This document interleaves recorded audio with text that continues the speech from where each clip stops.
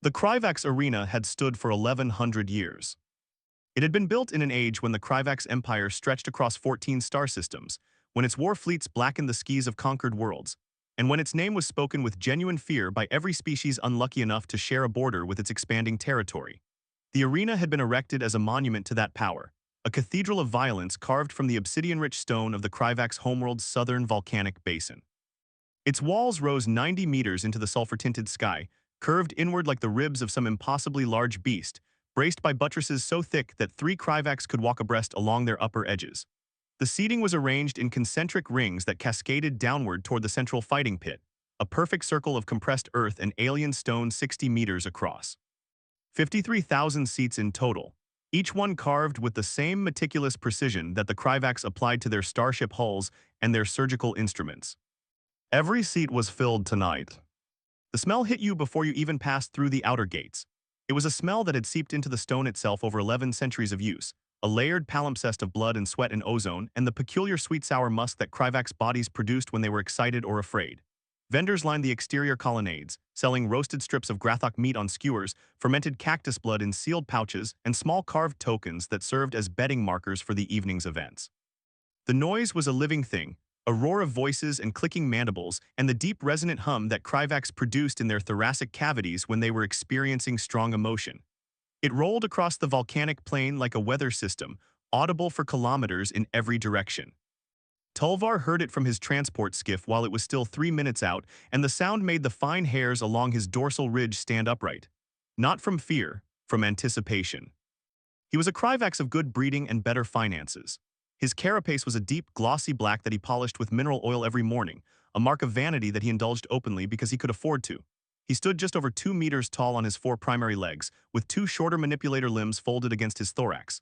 His head was a sleek, wedge-shaped structure dominated by 2 large primary eyes and 4 smaller secondary eyes arranged beneath them in a crescent pattern. His mandibles were kept sharp and clean, filed to points that glinted in the arena's overhead lights. Around his midsection, he wore a sash woven from metallic thread that denoted his rank in the Kryvax merchant caste, and clipped to that sash were no fewer than 12 jeweled tokens from previous arena events, each one representing a significant wager he had won. Tulvar loved the arena. He loved it the way some creatures loved their mates, with a deep and irrational passion that defied explanation. He loved the smell of it, the sound of it, the raw and terrible beauty of watching 2 living things try to destroy each other in a confined space. He had attended over 300 arena events in his 47 years of life. He had seen Veshari gladiators fight with crystalline blades that sang as they cut through the air. He had watched Drenali war beasts tear each other apart in contests that lasted days.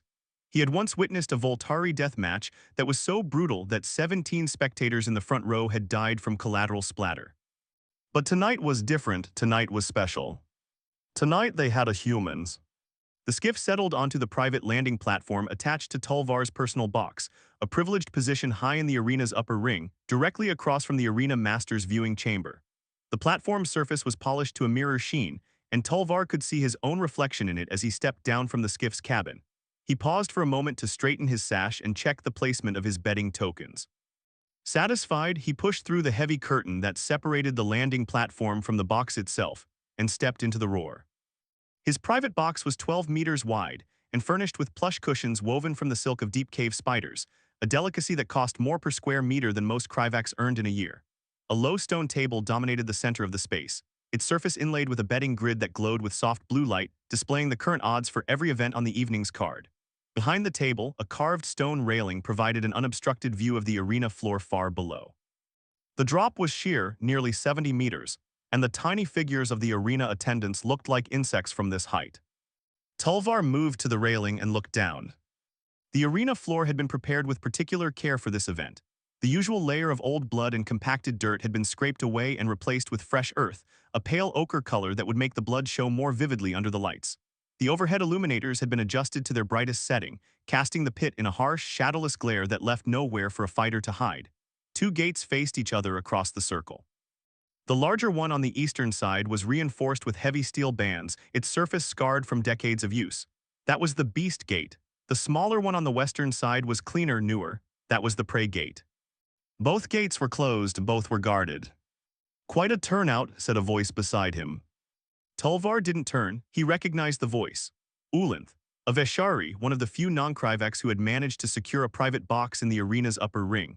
She had earned her wealth through a shipping empire that spanned the outer colonies, and she spent a significant portion of that wealth on arena seats, apparently finding the spectacle of mortal combat as compelling as Tulvar did.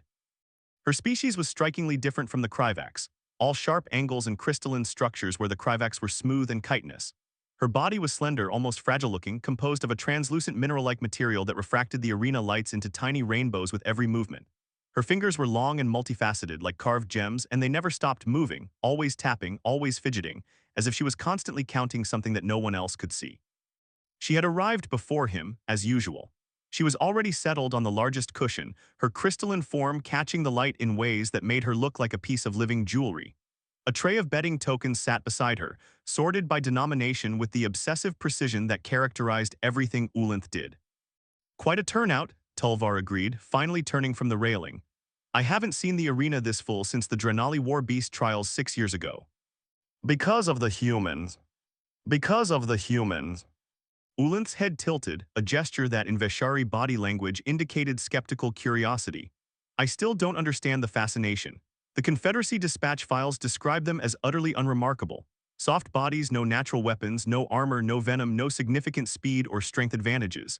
They're prey animals, Tulvar. The files practically say so. The files say they're a pre-spaceflight species with limited technological development, Tulvar corrected, settling onto a cushion across from her. The fascination isn't about what they are, it's about what they represent. No one has ever seen a live human in the arena before. They're new, exotic. People want to see what happens when you put something that fragile into a pit with something that isn't. That's the entire point, Ulinth said, her fingers tapping a rapid staccato against the stone table. We already know what happens. The fragile thing dies, painfully. That's not fascination, that's just cruelty with extra steps. Tulvar clicked his mandibles, a Kryvax equivalent of a shrug. Then why are you here? Ulinth was quiet for a moment. Her refracted light patterns shifted subtly, the Veshari equivalent of a thoughtful expression. Because I'm curious about something else, she said finally. I've read the full Confederacy report on Sol 3, not just the summary, the full report, 340 pages. And there are inconsistencies, small ones, things that don't quite fit the profile of a weak, primitive prey species. Such as?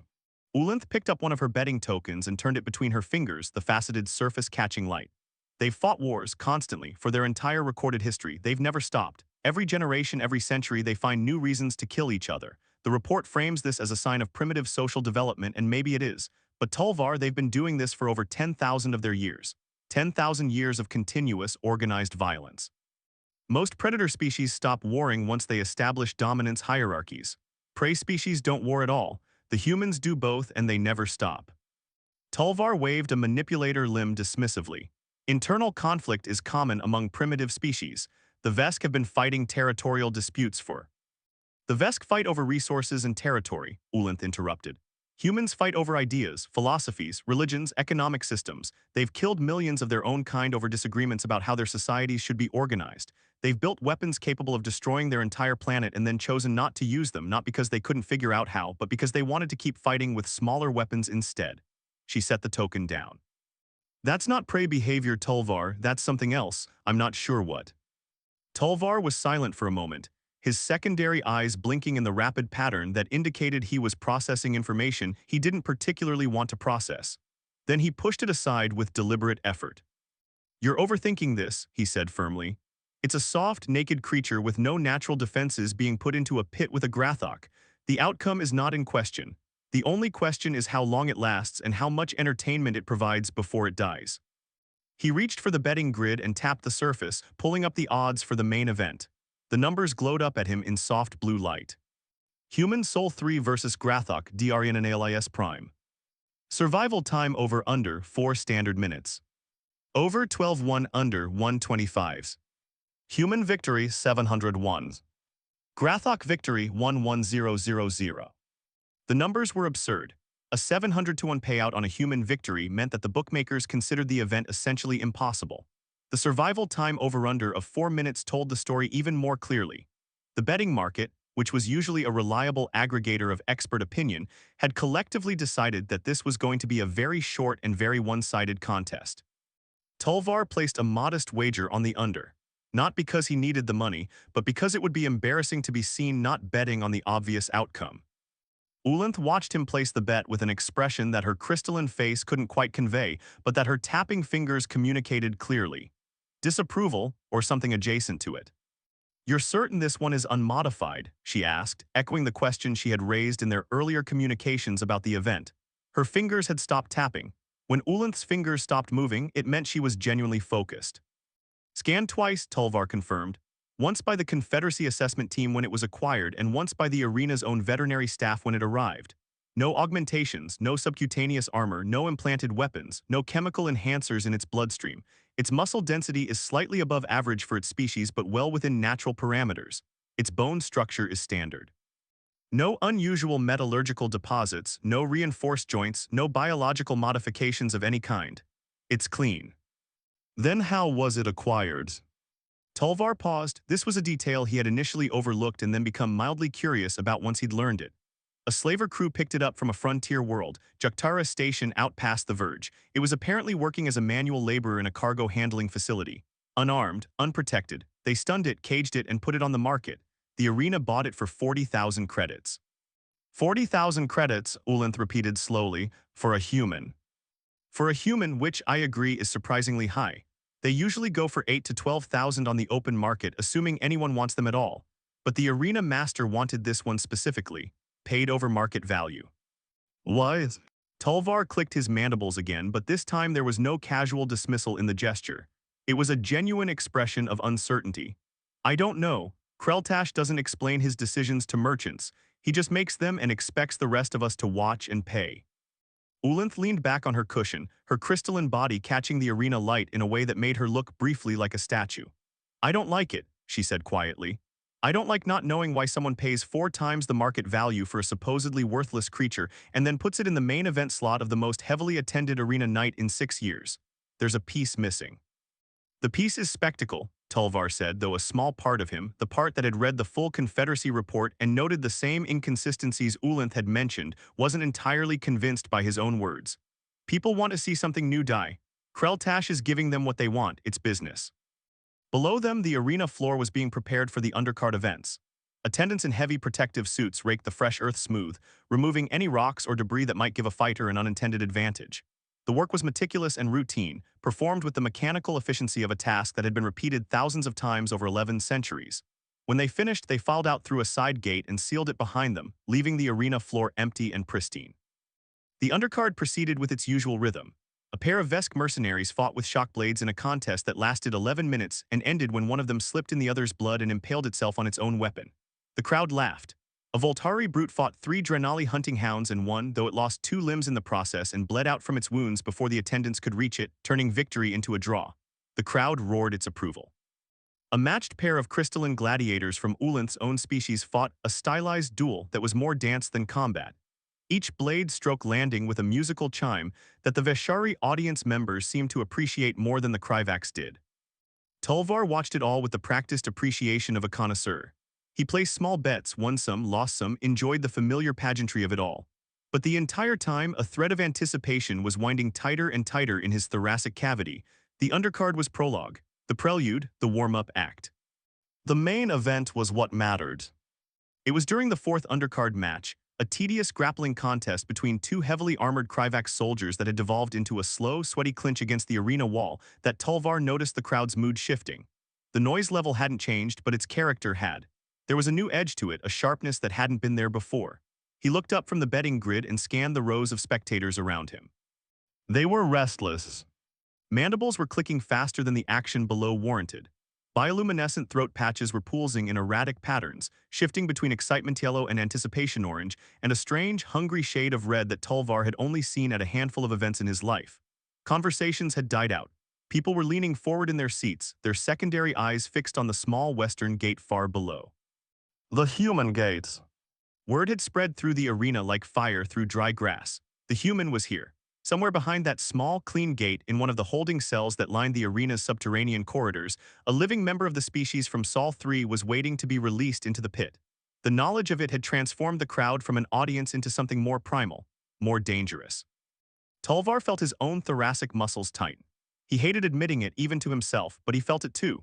that electric frisson of anticipation that ran through his body like a current, raising the hairs on his dorsal ridge and making his primary eyes dilate. It was the same feeling he'd had as a juvenile the first time he'd watched a real arena match, the first time he'd understood what it meant for two living things to be placed in a space where only one was meant to leave. He was excited, genuinely, deeply excited. And the source of that excitement was the knowledge that in a few minutes he was going to watch something fragile and alone face something terrible and powerful, and he was going to watch it die. The honesty of that thought disturbed him slightly, but not enough to make him look away. The grappling match ended with a joint lock that made one of the soldiers scream and tap out. The crowd barely noticed. The attendants dragged the loser off the arena floor and began raking the earth smooth again, but it was perfunctory work, rushed and careless. Even the attendants knew what was coming. They could feel it in the air, that thick electric tension that made every movement feel heavy and significant. A horn sounded, deep, resonant, backed by the acoustics of the arena's curved walls so that it seemed to come from everywhere at once. It was the signal for the main event. The sound hit Tulvar like a physical force, vibrating through his carapace and into the cushion beneath him. The crowd erupted.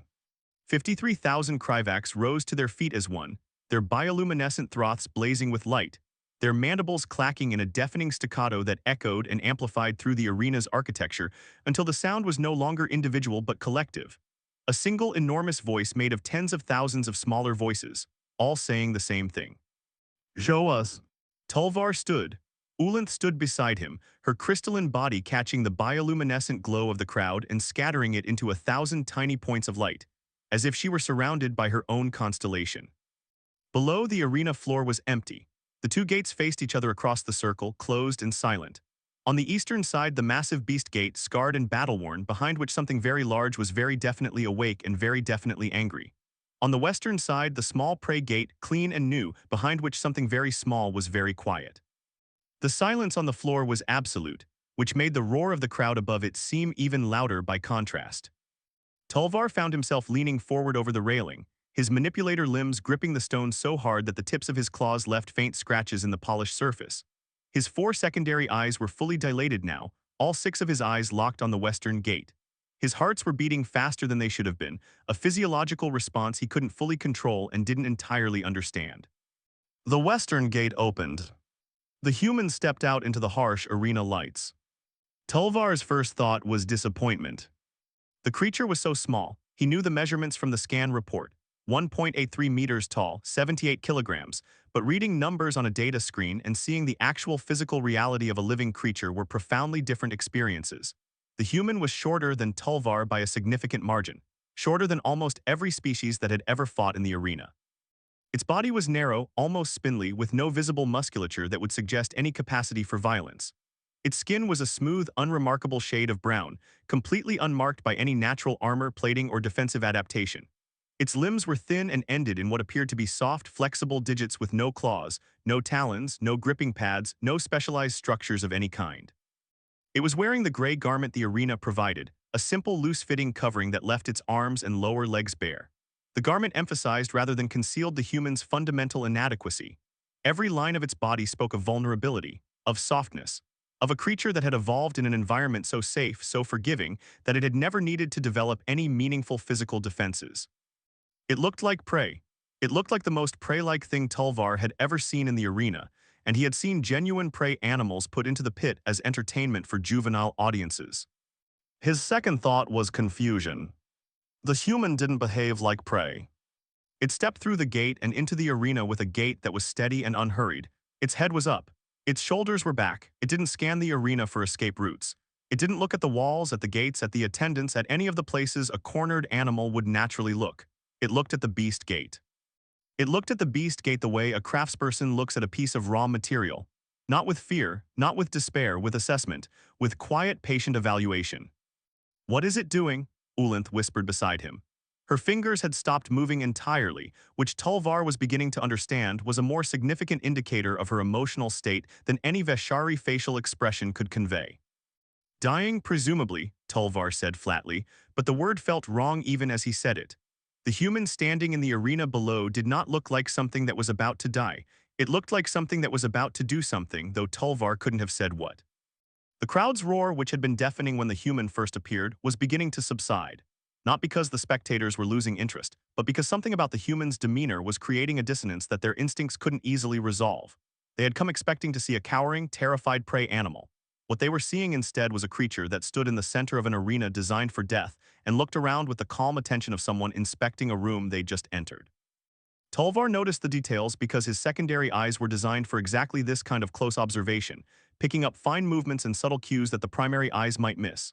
The human's hands were hanging at its sides, not clenched into fists but not limp either, relaxed but ready. Its weight was distributed evenly across both of its feet, a stance that suggested balance and stability rather than the hunched, weight-back posture of a creature preparing to flee. Its eyes, which were small and set in the front of its flat face like a predator's rather than on the sides like a prey animal's, were tracking slowly across the arena floor, pausing briefly on specific points. A small rock near the center of the circle, a slight depression in the earth to the left of where it stood, the angle of the beast gate relative to the overhead lights. Tulvar felt a chill run down his dorsal ridge that had nothing to do with the temperature. The human was scouting the terrain. Dyings, he repeated, but the word came out quieter than before, and he didn't believe it any more than Ulinth did. The beast gate rattled. The sound was massive, a deep metallic groan that vibrated through the arena floor and up through the stone of the seating tiers, felt in the body rather than heard in the ears. Something behind that gate was pushing against it, something large and heavy and immensely strong. The steel bands that reinforced the gate's surface groaned and flexed. Dust filtered down from the gate's frame. The crowd roared again, the dissonance forgotten, replaced by the pure, simple bloodlust that the Kryvax felt when a predator was about to be unleashed. Bioluminescent throats blazed red and orange, mandibles clacked in unison. The sound was a physical wall of noise that pressed down on the arena floor like a weight. The human didn't flinch. It turned its head toward the sound, slowly, calmly, and watched the gate struggle against whatever was behind it with an expression that Tulvar couldn't read, but that made him profoundly uncomfortable. The gate blew open. The Grathok emerged into the arena like a natural disaster given form. Tulvar had seen Grathok before, in the arena and in the wild on the frozen moons of Drenalis where they were bred for exactly this purpose. They never stopped being impressive. The creature that charged out of the gate was nearly 4 meters tall at the shoulder, its massive body supported by 6 thick limbs that ended in claws capable of gouging deep furrows in solid rock. Its hide was covered in overlapping chitinous plates, each one the size of a dinner plate, layered like scaled armor in patterns that provided maximum protection without sacrificing mobility. The plates were a mottled gray-blue color, the same shade as the ice fields of its homeworld, and they rippled with subtle muscular movement beneath as the beast's body adjusted to the open arena space. Its head was a nightmare of evolutionary specialization. 2 massive mandibles curved outward from its jaw, each one edged with serrated ridges designed to grip and tear. Behind the mandibles, a secondary set of smaller but equally sharp appendages could fold inward to crush whatever the mandibles held. Its eyes were clustered in groups of 3 on either side of its head, black and glossy, and completely without visible emotion. Above the eyes, a ridged crest of bone rose from its skull like a crown, serving as both armor and as a display structure used in territorial disputes with other Grathok. It was, by any objective measure, one of the most perfectly designed killing machines in the known galaxy. Every aspect of its anatomy spoke to millions of years of evolutionary pressure in an environment where the only things that survived were the things that could kill everything else. It filled the arena with its presence. The space that had seemed large when the human stood alone in it suddenly felt small, cramped, almost intimate. The Grathok took 3 steps out of the gate and the arena floor trembled with each one. It lowered its head and opened its mandibles wide, revealing the dark, wet interior of its throat and the rows of grinding plates that lined it, and it roared. The sound was not like the crowd's roar. The crowd's roar was noise, social signaling, collective emotion expressed through air vibration. The Grathok's roar was a weapon. It was a declaration of violence so absolute and so primal that it bypassed the conscious mind entirely and spoke directly to the oldest, deepest parts of the brain, the parts that remembered what it felt like to be small and soft and edible in a world full of things that wanted to eat you. Tulvar felt it in his thoracic cavity, a sudden contraction of his respiratory muscles that briefly shortened his breath. Beside him, Ulinth's crystalline body had gone momentarily opaque, a defensive reflex that Veshari couldn't control. In the rows below them, several younger Kryvax had instinctively moved back from the railing, their bodies trying to increase distance from the source of the threat, even though their rational minds knew they were 70 meters above it and behind stone walls. The human stood still. The Grathok's roar washed over it like a wave, and it didn't move. Not a flinch, not a step back, not a twitch of its small, soft hands. It stood in the center of the arena and let the sound hit it full force, and when the sound faded, it was still standing in exactly the same position, looking at the Grathok with those small, forward-set predator eyes. Something was wrong. Tulvar knew it, Ulinth knew it. 53,000 Kryvax knew it on some level below conscious thought because the crowd's roar faltered again, stuttered, lost its coherence for a moment before rebuilding.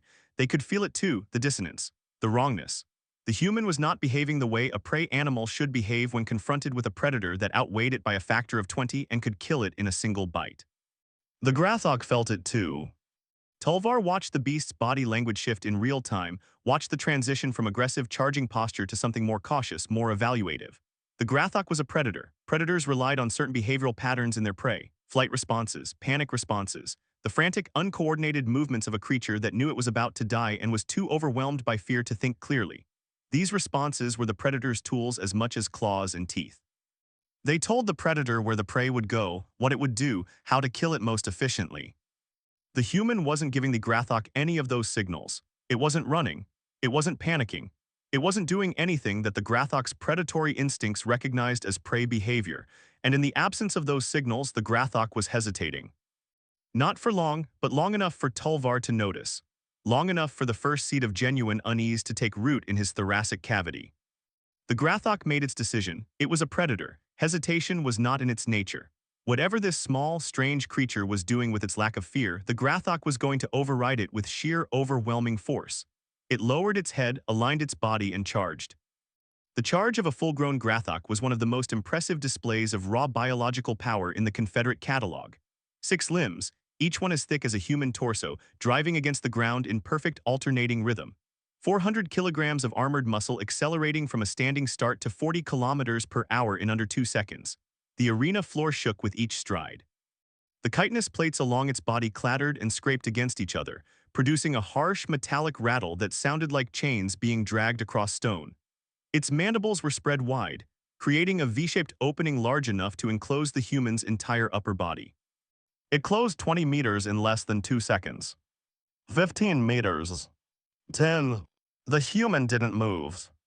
Tulvar's heart stopped, not metaphorically. He could feel them actually stutter in his thoracic cavity, the rhythmic contraction reaction cycle interrupted by a surge of something that wasn't quite fear but was adjacent to it.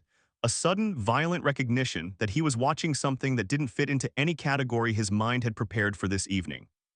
The human didn't move. The Grathok lunged, and then the human moved. It dropped. Not a stumble, not a collapse, not a loss of balance. A controlled, deliberate descent, both knees hitting the packed earth simultaneously, sliding forward on the dirt like a creature that had done this exact motion 1,000 times before. The Grathok's mandibles passed over it, the inner edges close enough to touch the hair on top of the human's head, the rush of air from the beast's passage ruffling the gray garment. The human slid beneath the open jaws and emerged on the other side, directly under the Grathok's throat. The human's hand came up. In it was a stone. Tulvar's secondary eyes, those fine-detail observers, tracked the motion with excruciating clarity. The stone was fist-sized, roughly spherical, probably a piece of debris from the arena floor that the human had noticed during its initial survey of the terrain. It was ordinary, unremarkable, the kind of stone that existed in millions on every rocky planet in the galaxy. The human drove it into the soft tissue beneath the Grathok's jaw. The impact produced a sound that Tulvar felt in his chest, a deep, wet, heavy sound like a hammer hitting a piece of meat wrapped in leather. The Grathok's head snapped sideways, not from the force of the blow itself, but from the involuntary reflexive spasm of muscles that had just been traumatized in a location where there was no chitinous armor to protect them. The beast's charge didn't stop, couldn't stop, 400 kilograms of momentum carrying it forward even as its head twisted at an angle that its neck wasn't designed to achieve. Its legs tangled, its balance failed. It crashed into the arena wall. The impact was tremendous. Stone cracked, dust flew. The Grathok's massive body hit the wall at an angle, its shoulder taking the brunt of the collision, and the sound it made was like a boulder falling off a cliff. Chitinous plates cracked and splintered. One of its forelimbs buckled underneath it. It slid down the wall and collapsed in a heap, struggling to rise, its mandibles clacking in pain and disorientation. The arena fell silent. 53,000 Kryvax. Not a sound. Not a click of a mandible, not a pulse of bioluminescence, not a whisper. The silence was so complete that Tulvar could hear the Grathok breathing, could hear its clawed limbs scraping against the stone as it tried to stand, could hear the soft crunch of the human's feet on the packed earth as it rose from its knees.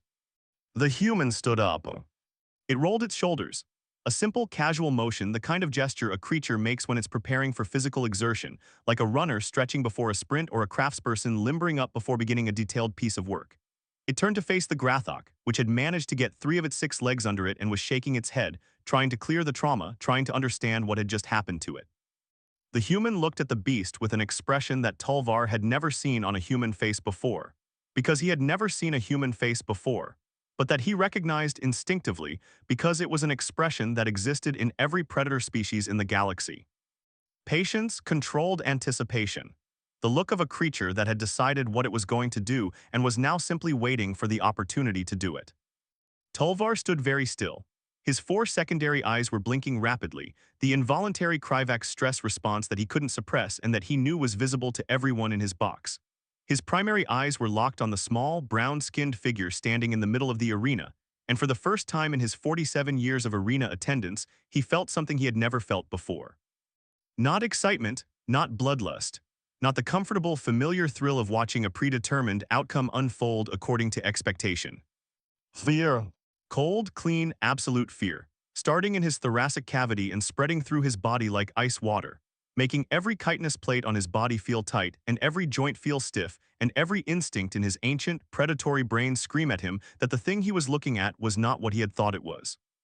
What is it? Ulanth breathed beside him. Her voice was barely audible. Her crystalline body had gone fully opaque again, and this time it wasn't a brief defensive reflex. It was sustained. She was scared. Ulanth, who had built a shipping empire in the most dangerous space lanes in the galaxy, who had negotiated with warlords and pirates and things that lived in the dark spaces between stars, was scared of the small, soft, bare-handed creature standing in the arena below. Tulvar couldn't answer her. He didn't have an answer. He didn't have a framework, a category, a mental model into which he could fit what he was seeing. Everything he knew about biology, about combat, about the natural order of predator and prey, was crumbling in front of him like the arena wall that the Grathok had just crashed into. The Grathok was back on its feet, all 6 limbs planted wide, head low, mandibles spread. It was hurt, confused, and angry, and it was coming around for another charge. This time it kept its head lower, protecting the vulnerable tissue under its jaw, learning, adapting. The human watched it come and didn't move. Not yet. Tulvar gripped the railing so hard that his claws gouged deep furrows in the stone. Behind him, in the arena's corridors and holding cells and security stations, alarms were beginning to sound, muffled and distant but audible to his sensitive ears. Someone somewhere had realized that something was wrong. Someone was trying to figure out what to do about it. But in the arena, there was nothing to do but watch. The Grathok charged again, and the human was waiting. The Grathok's second charge was different from its first. Tulvar could see it clearly, could trace the subtle shifts in the beast's approach with the trained eye of someone who had watched predator-prey dynamics unfold in the arena for decades. The first charge had been instinct, pure and simple.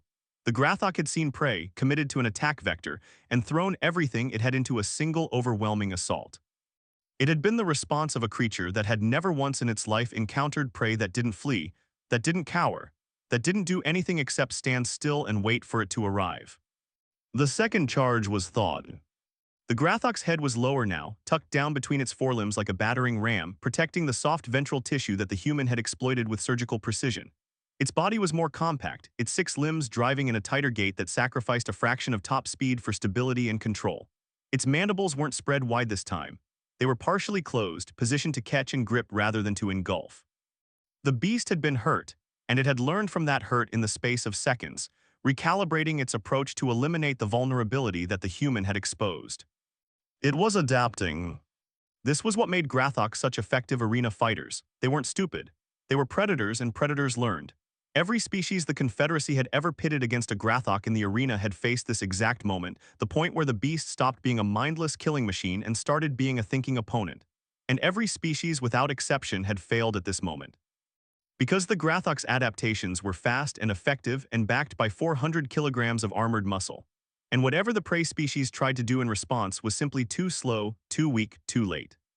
The human stood in the center of the arena and watched the charge develop with the quiet attention of someone reading a document they'd already memorized. His weight hadn't shifted. His posture hadn't changed.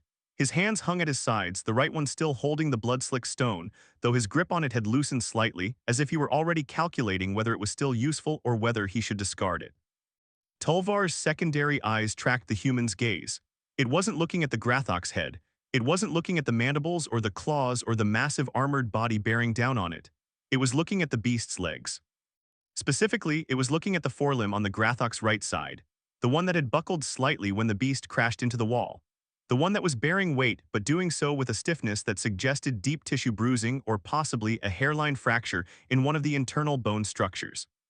The human had noticed the injury. Of course it had. It had probably caused the injury intentionally, using the arena wall as a weapon because it didn't have one of its own. The first strike with the stone hadn't just been an attack. It had been a repositioning maneuver designed to send the Grathok into the wall at an angle that would maximize structural stress on the beast's limbs. The stone strike was the visible action. The wall impact was the real attack. The human had used the arena itself as a weapon. The realization landed in Tulvar's mind with a weight that made his legs feel unsteady. This wasn't luck. This wasn't desperation. This wasn't a cornered animal flailing blindly and getting a fortunate result. This was planning. This was a creature that had spent perhaps 30 seconds in the arena before the first charge, and had used those 30 seconds to identify the terrain features, calculate angles, determine the structural properties of the wall, and devise a strategy that turned the Grathok's greatest asset, its mass and momentum, into a liability. 30 seconds. The Grathok closed to 8 meters. The human still didn't move. 6 meters. 4. And then the human moved, and this time it wasn't a drop. It was a sidestep. The word sidestep was inadequate to describe what Tulvar saw. A sidestep implied a casual avoidance, a lazy shift of position to get out of the way of something. What the human did was something else entirely. His body pivoted on his left foot while his right foot swept laterally, crossing behind his left in a motion that was fluid and precise and utterly controlled. His center of gravity dropped by perhaps 10 centimeters, lowering his profile. His upper body leaned slightly away from the direction of the charge. The entire movement took less than a quarter of a second, and it moved him exactly far enough to the left that the Grathok's right forelimb, the injured one, passed within a hand's breadth of his chest without touching him. The Grathok's claw raked through empty air where the human had been standing. The beast's momentum carried it forward for another 2 meters before it could arrest its charge, and in those 2 meters, the human was already moving. He moved into the Grathok. Not away from it, not around it, into it, toward the massive armored body that had just tried to kill him, stepping into the space beside the beast's right flank with the calm precision of someone entering a room they knew well. His left hand shot out and caught the Grathok's trailing hind limb, the one that was still extending backward as the beast tried to stop, and he pulled. Tulvar had been watching arena fights for 47 years. He had seen creatures of every shape and size attempt to grapple with Grathok. He had seen Drenali war beasts, which outweighed Grathok by a factor of 3, fail to move them. He had seen teams of Voltari brutes working together fail to topple a Grathok that had been chained to reduce its mobility. The physics were simple and absolute. 400 kilograms of low-slung, six-limbed, armored predator with a center of gravity barely half a meter off the ground was essentially immovable by anything that couldn't match its mass and leverage. The human weighed 78 kilograms, and he pulled the Grathok off its feet. It wasn't a clean takedown. It wasn't the kind of smooth, decisive throw that martial artists performed in staged exhibitions. It was ugly and violent and looked almost accidental, as if the human had grabbed something he shouldn't have been able to grip and yanked on something that shouldn't have been movable, and the universe had briefly and temporarily agreed to suspend its own rules to accommodate the impossibility of what was happening. The Grathok's injured forelimb buckled under the lateral stress. The hind limb that the human was pulling on shifted the beast's rear end sideways. The result was a catastrophic loss of balance, the Grathok's body folding in on itself as its legs went in directions they were never designed to go, and the beast went down on its side with a crash that shook dust from the arena walls. The sound it made was enormous, a bellow of rage and pain, and something that Tulvar had never heard from a Grathok before, and that his mind struggled to categorize because it didn't fit into any of the established acoustic patterns of Grathok vocalizations. Confusion, the beast was confused. It didn't understand what was happening to it. It was a creature that had been born into a world where it was the apex predator, where nothing could challenge it, where every other living thing either fled or died. It had been taken from that world and placed in an arena where it continued to be the apex predator, where everything that had ever been put in front of it had fled or died. And now something was happening that its evolutionary programming had no framework for. Something small and soft and supposedly helpless was not fleeing, was not dying, was winning. The Grathok thrashed on the ground, its 6 limbs flailing, its mandibles snapping at empty air. One of its claws caught the arena floor and gouged a deep trench in the packed earth, sending a spray of dirt into the air. Another claw caught the edge of its own chitinous plates and tore a chunk free, sending it skittering across the arena floor with a harsh, metallic scraping sound. The human was already on its back. He climbed the Grathok like it was terrain. His hands and feet found the gaps between the chitinous plates, the narrow strips of exposed membrane where the beast's armored shell couldn't quite cover the flex points of its massive body. These gaps were tiny, barely wide enough for a human finger, and they were positioned in places that would be inaccessible to any creature with claws or talons or inflexible limbs. The human's soft, flexible digits slipped into those gaps like they had been designed for exactly that purpose, and he climbed the thrashing beast with a speed and surety that made the motion look almost easy. He wasn't just climbing, he was navigating. Each hand placement, each foot placement was deliberate and purposeful, moving him up the Grathok's body along a path that kept him away from the thrashing limbs and the snapping mandibles, angling toward the beast's neck. The Grathok tried to roll, to crush him against the ground the way it would crush a smaller predator. But the human shifted his weight and position in response to each movement, always staying on top, always moving toward the neck, like a parasite that knew exactly where it needed to go and refused to be dislodged. "He's riding it," Ulanth said. Her voice was barely a whisper. Her crystalline fingers were pressed flat against the stone table, all tapping ceased, her body frozen in a posture of absolute stillness that Tulvar had never seen her adopt. "Tulvar, he's riding it." "He's not riding it," Tulvar said, because saying the words out loud made them feel more manageable, more containable, less like the raw, screaming truth that his eyes were feeding him. "He's climbing it. There's a difference." Is there? Is there really a difference when a 78-kilogram primate is climbing a 400-kilogram apex predator like it's a tree?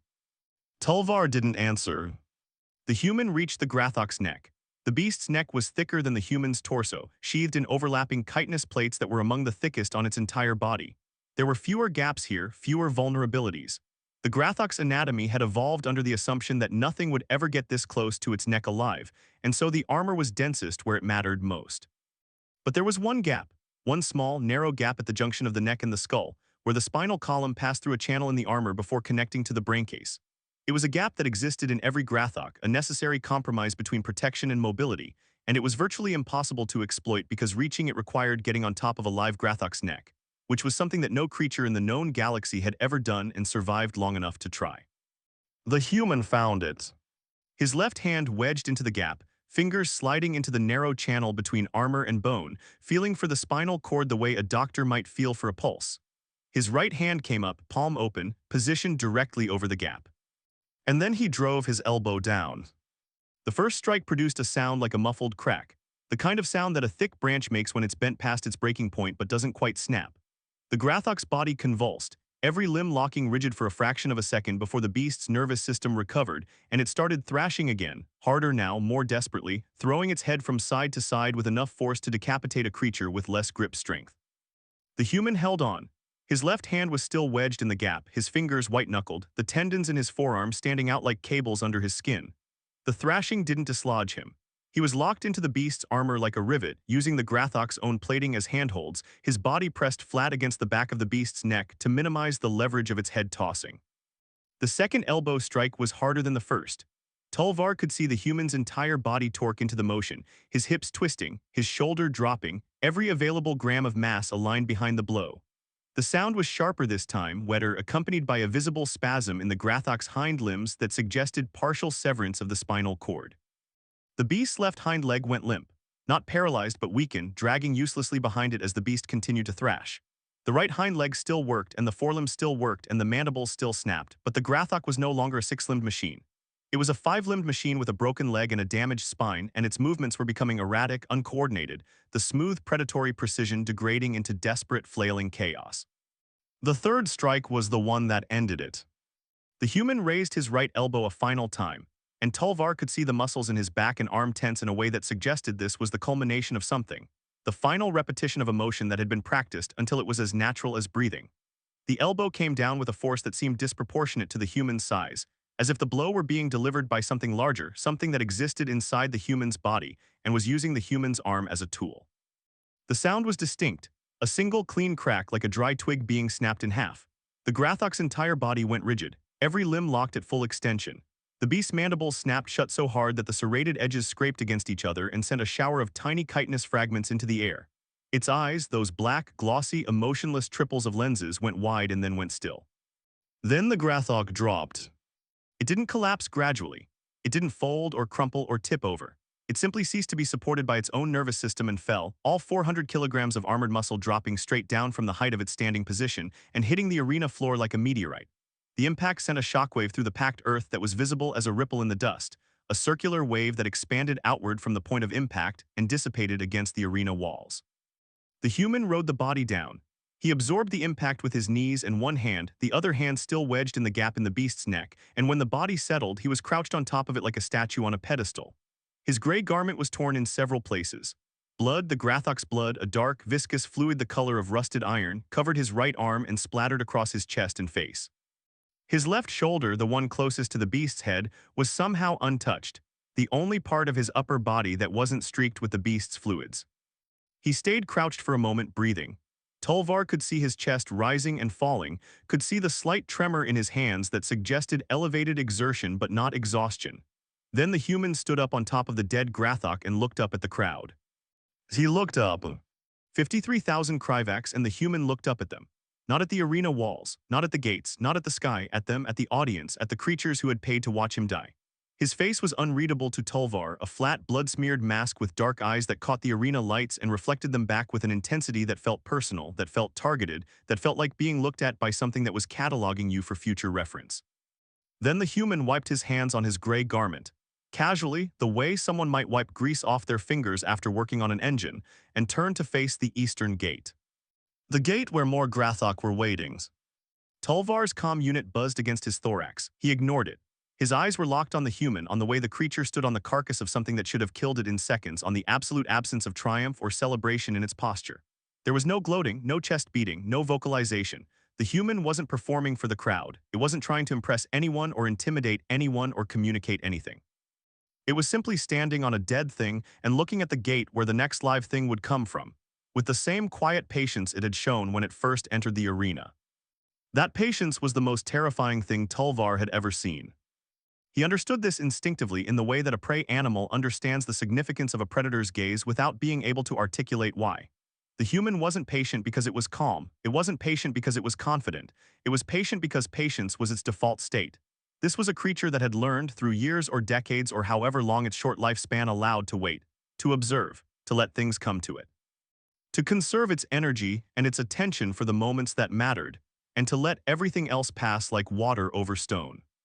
It was the patience of something that had been tested in ways that the arena couldn't replicate, that had faced situations that made a Grathok look trivial, and had emerged from those situations with the understanding that panic was a luxury and fear was a tool, and the only thing that truly mattered was the next 3 seconds of your life and what you chose to do with them.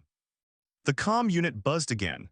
Tulvar tapped it with a manipulator limb without looking away from the arena. What?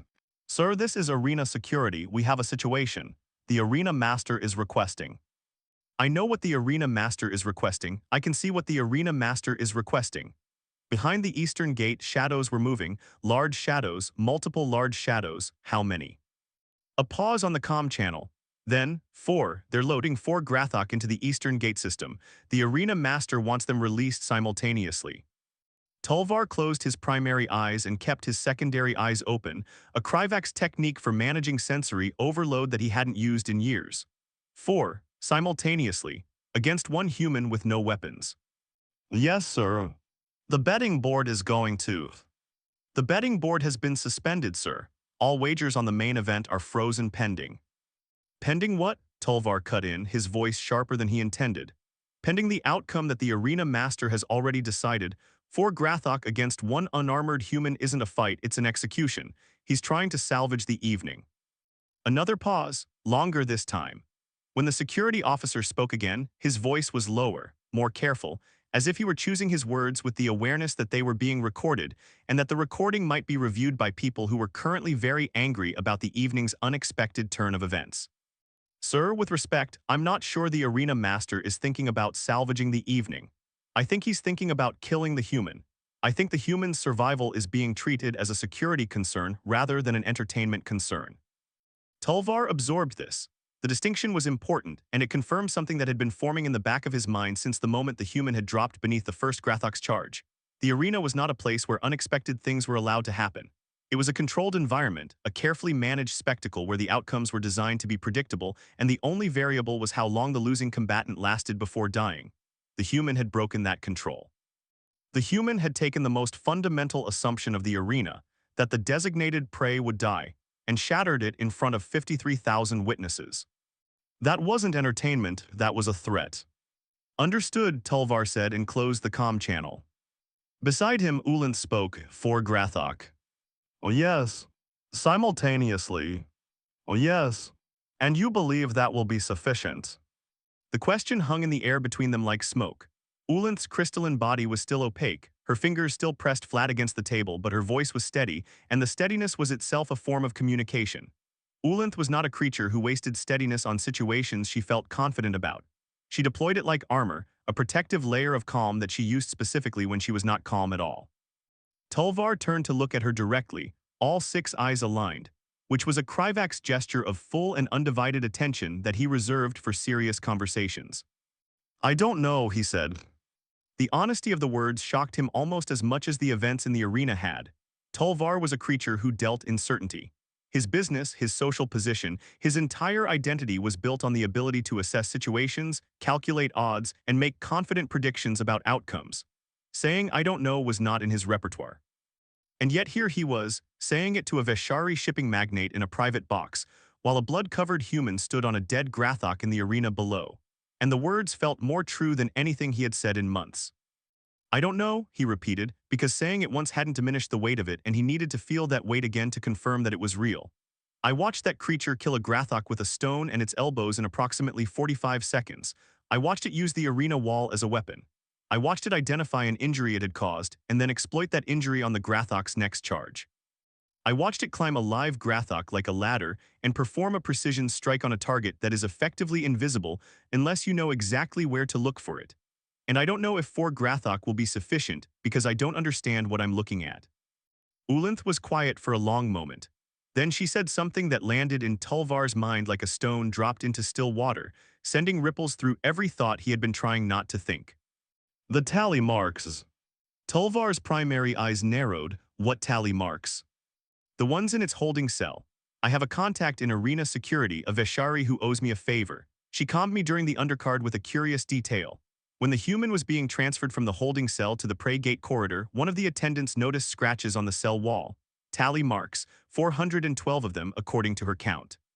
412s.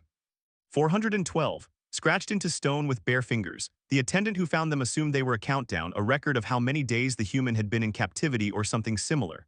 But my contact looked more closely. The marks aren't in a straight line, they're in clusters, groups of 10 with a larger mark after each group, 41 groups of 10 plus 2 extra. That's still a countdown, 41 days and change. The human was in the cell for 6 days, Tulvar, not 41, 6. The ripples in Tulvar's mind became waves. Then what were they counting? I don't know, Ulanth said, and the fact that she too was using those words, that the two of them had both arrived at the same admission of ignorance in the space of 60 seconds, was itself a kind of answer. But I've been thinking about it, and there's another detail from the Confederacy report that keeps intersecting with those marks in my mind. The human species engages in something they call training. Deliberate, structured repetition of physical actions with the explicit goal of improving performance. They do it obsessively. They build entire facilities dedicated to it. They devote hours of every day to it, for years at a time, voluntarily subjecting themselves to discomfort and pain in pursuit of incremental improvements in strength, speed, and technique. That's not unique to humans, Kryvax soldiers train. Kryvax soldiers train for defined periods in preparation for defined conflicts. Humans train continuously. Their training has no endpoint. They don't stop when a conflict ends. They don't stop when they achieve a goal. They train for their entire lives from the time they're juveniles until their bodies physically can't perform anymore. The Confederacy report frames this as a cultural oddity. I'm beginning to think it's something else. Tulvar looked down at the arena. The human had stepped off the Grathok's carcass and was standing on the open ground again, roughly in the center of the circle. His posture hadn't changed. His breathing had normalized. He was doing something with his right hand, flexing the fingers, opening and closing them in a rhythmic pattern that might have been a warm-up exercise or might have been something else entirely. 412 marks. 6 days in a cell. If each mark represented a repetition of something, and the human was performing those repetitions during its time in the cell, then the math produced a number that made Tulvar's dorsal ridge go cold. 6 days, 68 or 70 repetitions per day, every waking hour. Scratching marks into stone with bare fingers hard enough to leave visible grooves, practicing something. Over and over and over 412 times in 6 days in a small cell with nothing but stone walls and the knowledge that it was going to be sent into an arena to die. Practicing what? The answer was obvious, and Tulvar didn't want to think it, but the thought forced its way into his mind anyway with the inevitability of a closing door. Practicing killing Grathok. The Eastern Gate's internal mechanisms engaged. Heavy bolts retracted with a sound like thunder, rolling back on tracks that hadn't been fully lubricated, producing a deep, grinding shriek that echoed through the arena. The gate itself didn't open yet, but the sound of the bolts was a signal, a declaration of intent that every creature in the arena, human and Kryvax and Grathok alike, could understand. Something was about to come through that gate. The human's head turned toward the sound, his flexing hand stilled. His body shifted slightly, his weight moving to the balls of his feet, his knees bending a fraction of a degree, his shoulders rotating just enough to square his torso toward the eastern gate. The transition from stillness to readiness was instantaneous and seamless, like a machine switching from standby to active mode. He knew what was coming, not because anyone had told him, not because he could see through the gate, but because he understood the language of the arena well enough by now to read its signals. The bolts meant a release. The size of the gate meant something large. The fact that the release was happening before the arena staff had removed the first Grathok's body meant that the next event was not going to be a sequential fight. It was going to be a simultaneous one. The human absorbed all of this in the time it took the bolts to finish retracting, and when the gate began to swing open, he was already moving. Not toward the gate, not away from it, toward the carcass of the first Grathok. Tulvar watched, fascinated and horrified in equal measure, as the human crouched beside the dead beast and began working at the base of its neck with his bare hands. His fingers found the gap he had exploited during the kill, the narrow channel between the armor plates where the spinal cord passed through, and he pulled.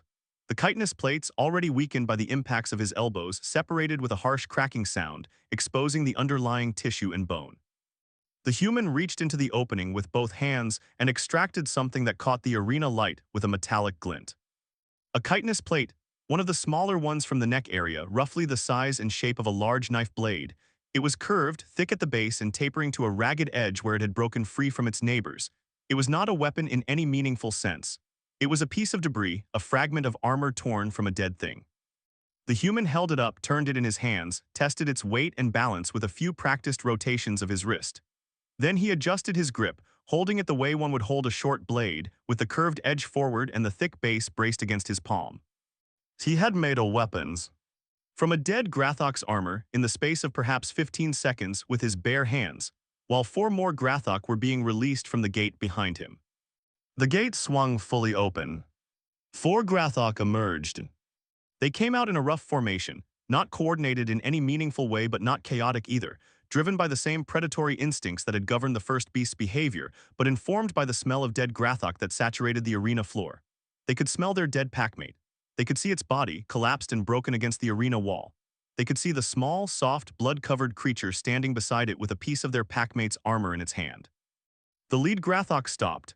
The other 3 stopped behind it, their bodies bunching up in the gateway, their mandibles clicking in rapid, agitated patterns. This was not the behavior of beasts about to charge. This was the behavior of beasts encountering something unexpected and pausing to assess it. Tulvar had seen this before in the wild on Drenalis. Grathok were pack hunters, but they were also survivors, and survivors didn't charge blindly into situations that didn't make sense. The scene in front of them, a dead Grathok and a tiny creature standing next to it holding a piece of its armor, didn't make sense. Their predatory instincts were telling them to attack, but something else, something deeper and older, was telling them to be careful. The human didn't give them time to resolve the conflict. He moved toward them. This was the moment that broke something fundamental in Tulvar's understanding of the natural order. The human didn't wait for the Grathok to charge. He didn't take a defensive position. He didn't try to use the dead Grathok's body as a barrier or a high ground advantage. He walked toward 4 live Grathok that were emerging from a gate, across open ground, with a piece of broken armor in his hand, and his pace was steady and unhurried and absolutely deliberate. He was choosing to close the distance. Every predator-prey dynamic Tulvar had ever studied or witnessed was governed by a single fundamental principle. The prey tries to increase distance, the predator tries to decrease it. This principle was so universal, so deeply embedded in the biology of every species that engaged in predatory behavior, that it was considered one of the axiomatic laws of biological combat. Prey runs, predators chase. This was how the universe worked. The human was walking toward four predators on purpose, because he wanted to. The lead Grathok made its decision. The pause had lasted perhaps 4 seconds, and in those 4 seconds the human had closed the distance from 30 meters to 22. The beast's survival instincts lost their argument with its predatory instincts, and it charged. It came in lower and faster than the first Grathok had, having watched from behind the gate and presumably learned from its packmate's mistake. Its head was tucked, its body compact, its trajectory aimed directly at the human's center of mass. There would be no sidestepping this charge, no sliding underneath, no exploiting gaps in its approach. It was coming straight in, and it was coming to kill. The human didn't sidestep, he didn't drop, he accelerated. The two of them closed the remaining distance in opposite directions, the Grathok at full charge and the human at a dead sprint, and they met in the center of the arena with an impact that sounded like a collision between a vehicle and a wall. The Grathok's mandibles clamped down on the human's left shoulder. The crowd screamed. Tulvar felt something inside him lurch, a visceral, physical reaction to seeing a living creature's body pierced by the crushing mandibles of a Grathok. The human's left shoulder disappeared into the beast's grip, the mandibles closing around it like a vice, the serrated edges cutting through the gray garment and into the flesh beneath. Blood sprayed, human blood this time, a bright, vivid red that was so different from the Grathok's dark, rust-colored fluid that it seemed to belong to a different universe entirely. The human's expression didn't change. Tulvar saw it with absolute clarity, his secondary eyes magnifying the human's face to fill his entire field of view. The mandibles were in his shoulder. The serrated edges were sawing through muscle and connective tissue. The crushing force was sufficient to shatter bone.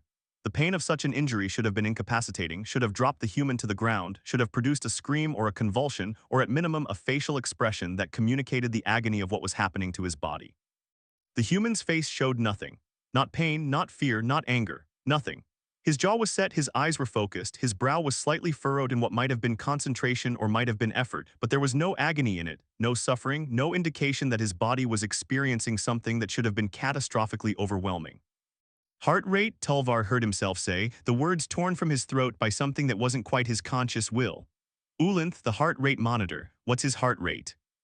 Ulinth's fingers flew to the betting table's secondary display, pulling up the biometric feed that the arena's sensors were broadcasting from the human's embedded tracker. The numbers appeared in glowing blue text. Heart rate 98 BPMs. Baseline resting 72 BPM. Elevation plus 36%. Stress index moderate. Moderate, Ulinth whispered. His stress index is moderate. He has a Grathok's mandibles in his shoulder and his stress index is moderate. Tulvar couldn't process this. His mind rejected the data the way a body rejects a transplanted organ, with violent systemic resistance. A creature in that much physical trauma should have a heart rate approaching 200. The stress index should have maxed out the scale. The human's body should have been dumping adrenaline and cortisol and every other stress hormone it possessed into its bloodstream in a desperate, last-ditch effort to keep itself alive. Instead, the human's body was responding to a catastrophic injury, with the mild physiological arousal of someone who was exercising. Below, the human reached up with his right hand, the one holding the chitinous blade, and grabbed the Grathok's mandible. He grabbed it. The mandible that was currently buried in his shoulder, that was currently crushing his bones and tearing his muscles and sawing through his flesh, and he reached up and wrapped his fingers around it and pulled it open. The sound that filled the arena was not a natural sound. It was the sound of chitin cracking under stress, a high-pitched, brittle, grinding noise that set every Kryvax in the stadium on edge, because it was a sound that their own bodies could theoretically make if enough force were applied to their own protective plates.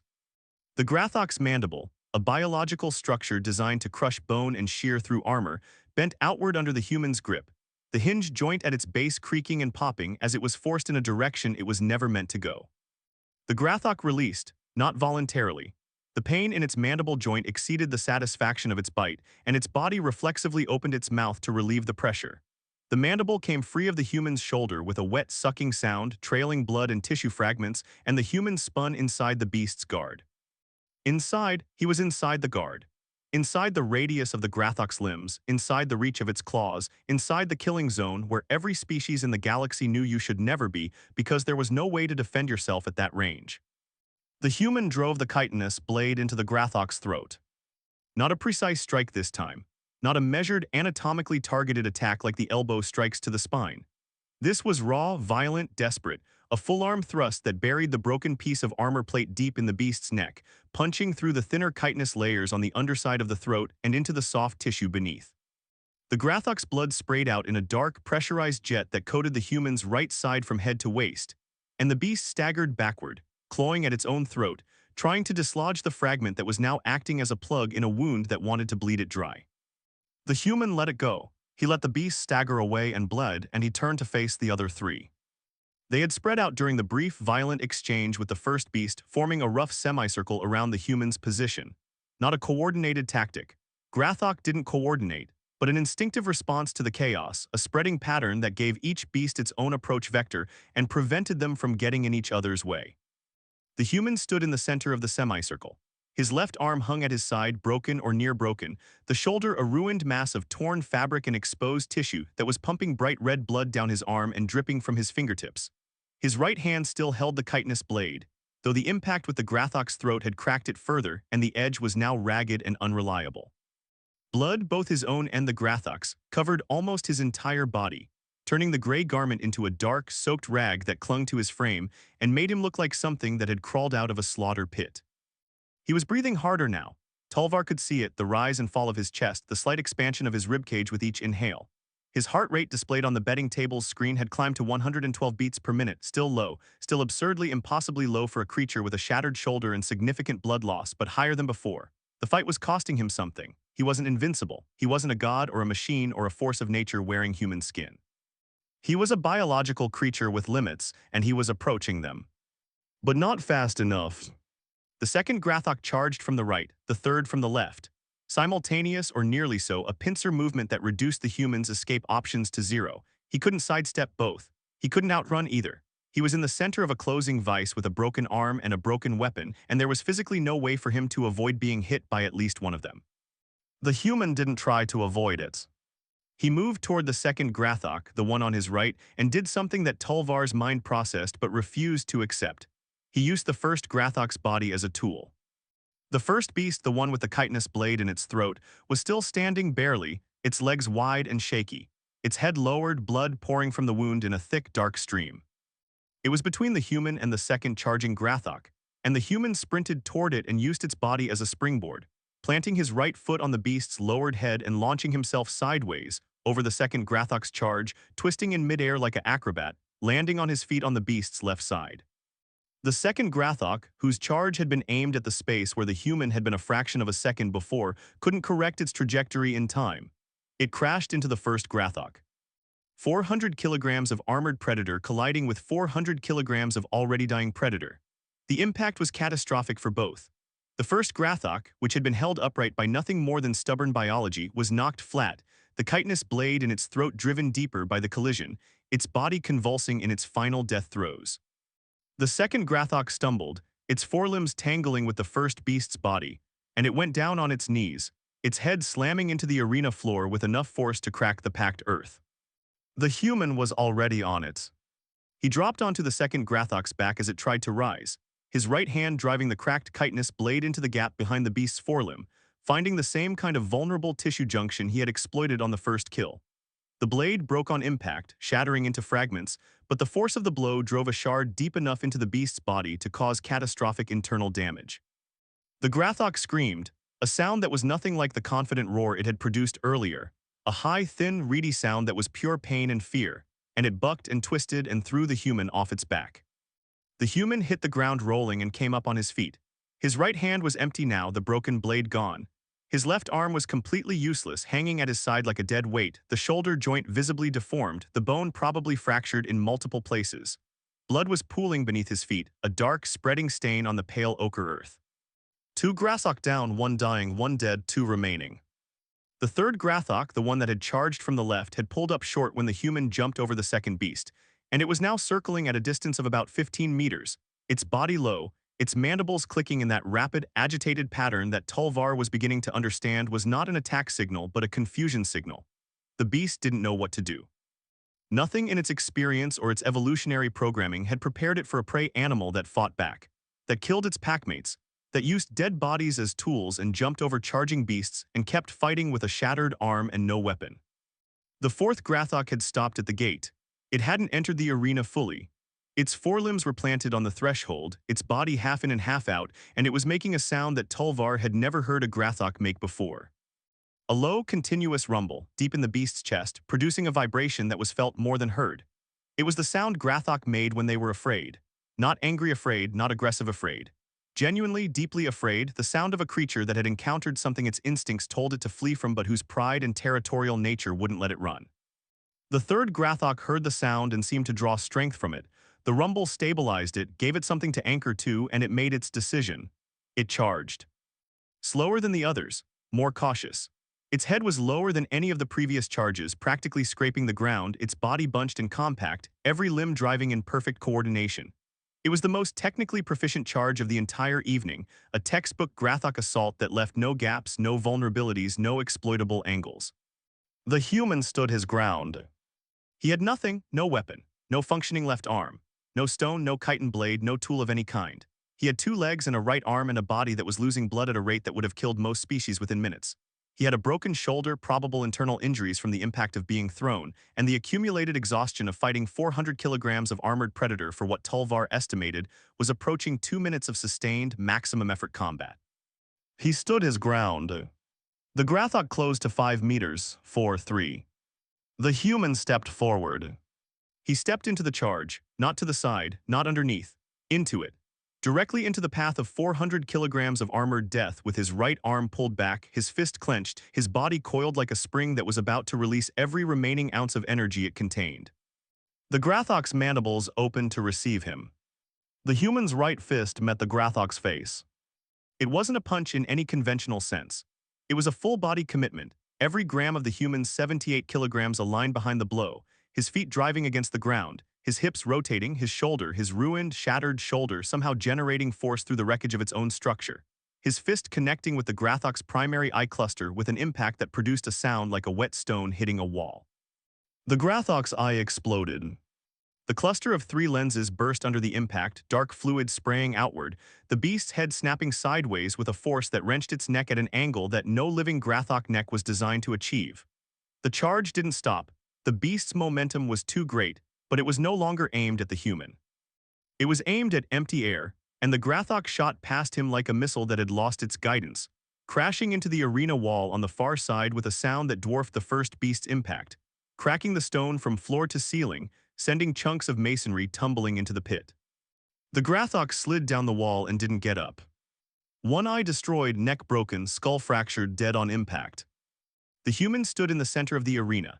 His right hand was a ruin, the knuckles split and swelling, the metacarpal bones probably fractured from the force of the impact against the Grathok's armored skull. His left arm was still hanging, still bleeding. His gray garment was gone, torn away during the grapple with the second beast, leaving his torso bare and streaked with blood, both his own red and the Grathok's dark iron. His body was a map of damage, every visible surface telling the story of what he had just endured. He was still standing. The fourth Grathok stood at the gate. It had watched all of it, every charge, every dodge, every kill. It had watched 3 of its packmates die in the space of 2 minutes to a creature that was smaller than any single one of them, that had no weapons, no armor, no claws, no teeth, nothing that any reasonable assessment of biological combat capability would identify as an advantage. It had watched and it had made a decision. Tulvar saw the decision happen, saw it in the shift of the beast's weight from its forelimbs to its hind limbs, the subtle backward lean that preceded a retreat. Saw it in the position of its head, no longer lowered for a charge but raised and alert, scanning for escape routes. Saw it in its eyes, those black, glossy triples of lenses that had looked at the human with predatory confidence when they first emerged from the gate, and now looked at the blood-soaked figure in the center of the arena with something that was unmistakably, undeniably fear. The Grathok turned and ran for the gates. It ran, a Grathok, an apex predator from the frozen moons of Drenales. A creature that had never known fear in its natural environment turned its back on a prey animal and ran. The human reached down. His movement was slow, labored, the first time Tulvar had seen him move with anything less than fluid precision.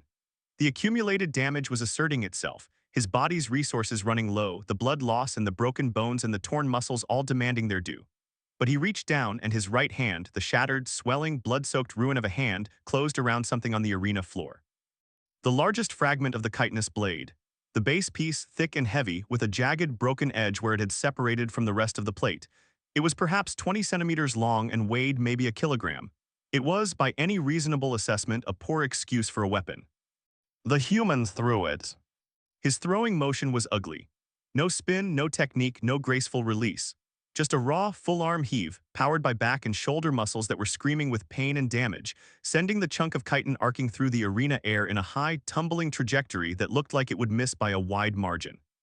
It didn't miss. The chitinous fragment struck the fleeing Grathok in the rear flank, hitting the gap between two armor plates with the kind of accuracy that shouldn't have been possible from a thrown, tumbling, unguided piece of debris. It punched through the gap and buried itself in the beast's hindquarters, severing something structural, something critical, because the Grathok's left hind leg folded instantly and the beast went down in a sprawling, tumbling heap that slid across the arena floor and came to rest against the base of the eastern gate. It didn't get up. 4 Grathok dead, all 4 of them dead. The arena was silent, not the restless, anticipatory silence of earlier, not the shocked pause that had followed the first kill. This was a different kind of silence, deeper, heavier. The silence of 53,000 Kryvax who had just witnessed something that their minds were still struggling to process, a silence that was less an absence of sound and more a presence of something else, something vast and terrible and new. Tulvar's comm unit was buzzing continuously now, a stream of incoming messages from arena security, from the bookmakers, from other box holders, from people he knew and people he didn't, all asking the same question in different words. What did I just watch? He didn't answer any of them, he was looking at the human. The human stood in the center of an arena that was carpeted with dead Grathok. His body was broken and bleeding and should have been lying on the ground next to the beast it had killed. But it was standing, swaying slightly, breathing hard but standing, and it was looking up at Tulvar's box with those small, dark, forward-set predator eyes. Not at the crowd, not at the gates, at Tulvar. At him specifically. And then the human raised his right hand, the shattered, bloody, barely functional hand, and pointed. Not at the beast gate, not at the prey gate. At the spectator gate, the gate through which 53,000 Kryvax had entered the arena to watch him die. The message was so simple and so direct that it transcended language barriers, cultural differences, and the vast gulf between two species that had never interacted before this night. I can reach you. The silence that followed the first Grathok's death was not the silence of awe.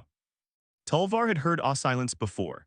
It had a texture to it, a quality of held breath and suspended emotion that was almost tangible, like a fabric stretched tight across the crowd. He had heard it when the Voltari champion had killed 3 opponents in a single match with nothing but its fists. He had heard it when the Drenali war beast had broken free of its chains and killed 2 attendants before being brought down. Awe silence was warm. It was electric. It was the sound of 53,000 people, simultaneously realizing that they had witnessed something extraordinary. This was not that. This silence was cold.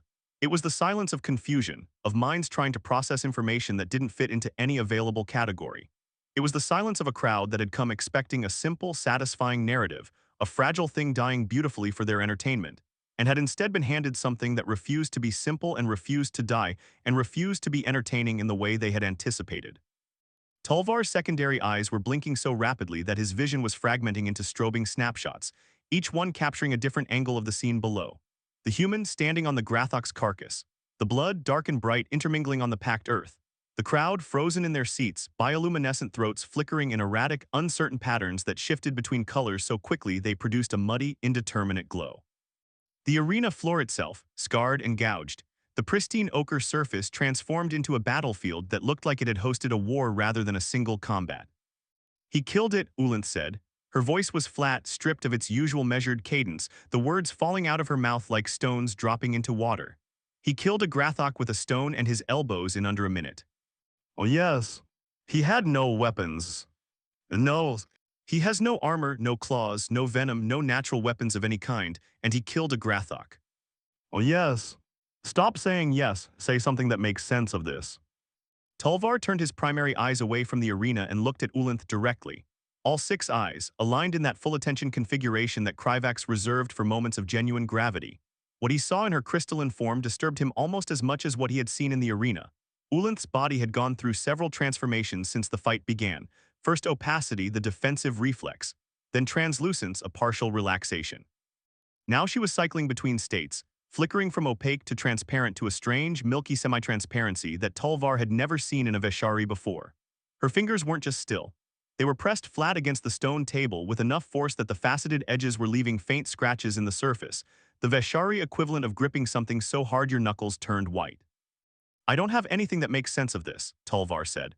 The admission came easier this time, the second time he had been forced to say those words in the space of 5 minutes, and he found that the repetition was actually making it less painful rather than more.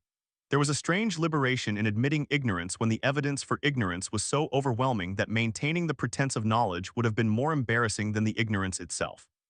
"I have watched arena fights for 47 years. I have seen every species the Confederacy has catalogued fight in this pit. I have never seen anything like what I just saw. I don't have a framework for it. I don't have a comparison. I don't have an explanation." "Then we need more data," Ulanth said, and the shift from shock to analysis was so abrupt, so characteristic of her particular kind of intellect that Tulvar almost laughed. "Almost. The biometric feed, pull it up. Now." Tulvar tapped the betting table's surface, navigating through layers of interface menus until he reached the arena's live sensor dashboard. The data filled the screen in columns of glowing blue text, a continuous stream of numbers that tracked the human's vital signs in real time. Tulvar read them aloud because Ulanth's crystalline eyes couldn't focus on the small text at this distance. Heart rate 84 beats per minute, blood pressure 135/88, core temperature 37.2 degrees Celsius, cortisol levels mildly elevated, adrenaline present but below threshold for acute stress response, blood oxygen 98%. He stopped. The numbers were wrong. Not in the sense that they were inaccurate, but in the sense that they described a creature that was taking a brisk walk, not a creature that had just killed a 400-kilogram apex predator with its bare hands. "Those can't be right," he said. "The sensors are military-grade," Ulanth replied. "They're the same systems used to monitor Voltari death matches. They don't produce false readings." 84 beats per minute, he just fought a Grathok. 84 beats per minute, Ulanth confirmed. Her fingers had started tapping again, a slow, deliberate rhythm that Tulvar recognized as her analytical mode, the pattern she used when she was processing complex information. "That's his recovery rate, not his combat rate. Scroll back. Show me the peak readings during the fight." Tulvar scrolled the biometric feed backward, rewinding through the data stream to the moment of the first charge. The numbers changed as he went back, climbing gradually from the current resting-ish values toward higher numbers that still didn't match what he expected to see. Peak heart rate during the first charge, 112. Peak during the grapple, 126. Peak during the killing strikes, 131. Current recovery trajectory suggests return to baseline within 4 to 6 minutes. Ulanth was silent for 3 full seconds. In Veshari communication, 3 seconds of silence after receiving data was the equivalent of a prolonged, stunned stare. 131, she repeated. A Kryvax soldier in full combat exertion peaks at around 200, a Veshari at 160, a Drenali war beast at 220. This creature's maximum heart rate during a lethal confrontation with a predator 4 times its mass was 131 beats per minute. "It's a larger animal thing," Tulvar said, grasping for an explanation, any explanation that would make the numbers behave. "Larger bodies have slower metabolisms. Their hearts beat slower. It's basic biology." "It is basic biology," Ulanth agreed. "But basic biology also says that a creature with a slow baseline heart rate should experience a proportionally larger relative increase during stress, not a smaller one. If a Kryvax goes from a resting rate of 80 to a combat rate of 200, that's a 2.5 times increase. If the human goes from 72 to 131, that's a 1.8 times increase. Proportionally, the human's cardiovascular response was flatter than a Kryvax's. Its body was less disturbed by fighting a Grathok than a Kryvax's body would be by fighting. By fighting what exactly? What produces a comparable relative stress response in a Kryvax?" Tulvar didn't answer, because the answer was obvious, and the obviousness of it made him not want to say it. "A moderate sparring session," Ulanth answered for him. "Routine physical training, something challenging but not threatening, something the body has done many times before and does not perceive as dangerous." She paused. "Tulvar, the human's body doesn't think fighting a Grathok is dangerous." Below, the human stepped off the carcass. He landed on the arena floor with a soft impact, his knees bending to absorb the shock, and straightened up. The motion was fluid, easy, the motion of a body that was fully in control of itself and comfortable in its movements. He rolled his shoulders, left then right, a simple stretching motion that Tulvar had seen human athletes perform in Confederacy documentary footage. The left shoulder, the one that would later be mangled by the second Grathok's bite, moved freely and without apparent restriction. Tulvar's comm unit buzzed. He answered it without looking, his eyes still locked on the human. What? Sir, this is Arena Master Krell-Tash's office. The Arena Master is convening an emergency consultation in his viewing chamber. Your presence is requested. Requested or required? A pause required, sir.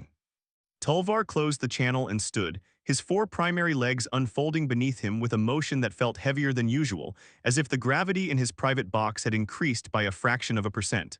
I'm being summoned. Krell-Tash wants to talk. About what? About the fact that his main event just killed his Grathok in under a minute, and he now has 53,000 customers who paid to watch a human die, and are instead watching a human do calisthenics on a corpse. Ulinth rose from her cushion, her crystalline body catching the arena light in a way that made her look like a chandelier come to life. I'm coming with you. You weren't invited. I don't care. I have information that Krell-Tash needs to hear, and I'm not going to sit in this box while whatever is about to happen gets decided without input from someone who has actually read the full report on that species. Tulvar considered arguing. The social protocols of Kryvak's arena culture were rigid and specific, and bringing an uninvited Veshari into the arena master's private chamber during an active event was a violation of at least 3 formal etiquette codes and probably 2 laws. But the protocols felt absurd right now, quaint relics of a world where the outcomes of arena events were predictable and controllable and safe.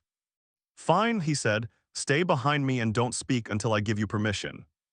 Or until speaking becomes necessary regardless of permission. Ulinth. Tulvar.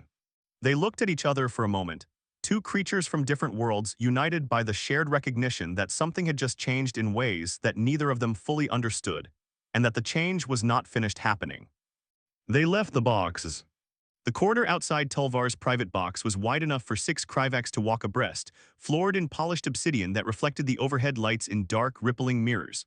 The walls were lined with commemorative plaques from historic arena events, each one engraved with the names of the combatants, the date, and the method of victory. Tulvar had walked this corridor hundreds of times.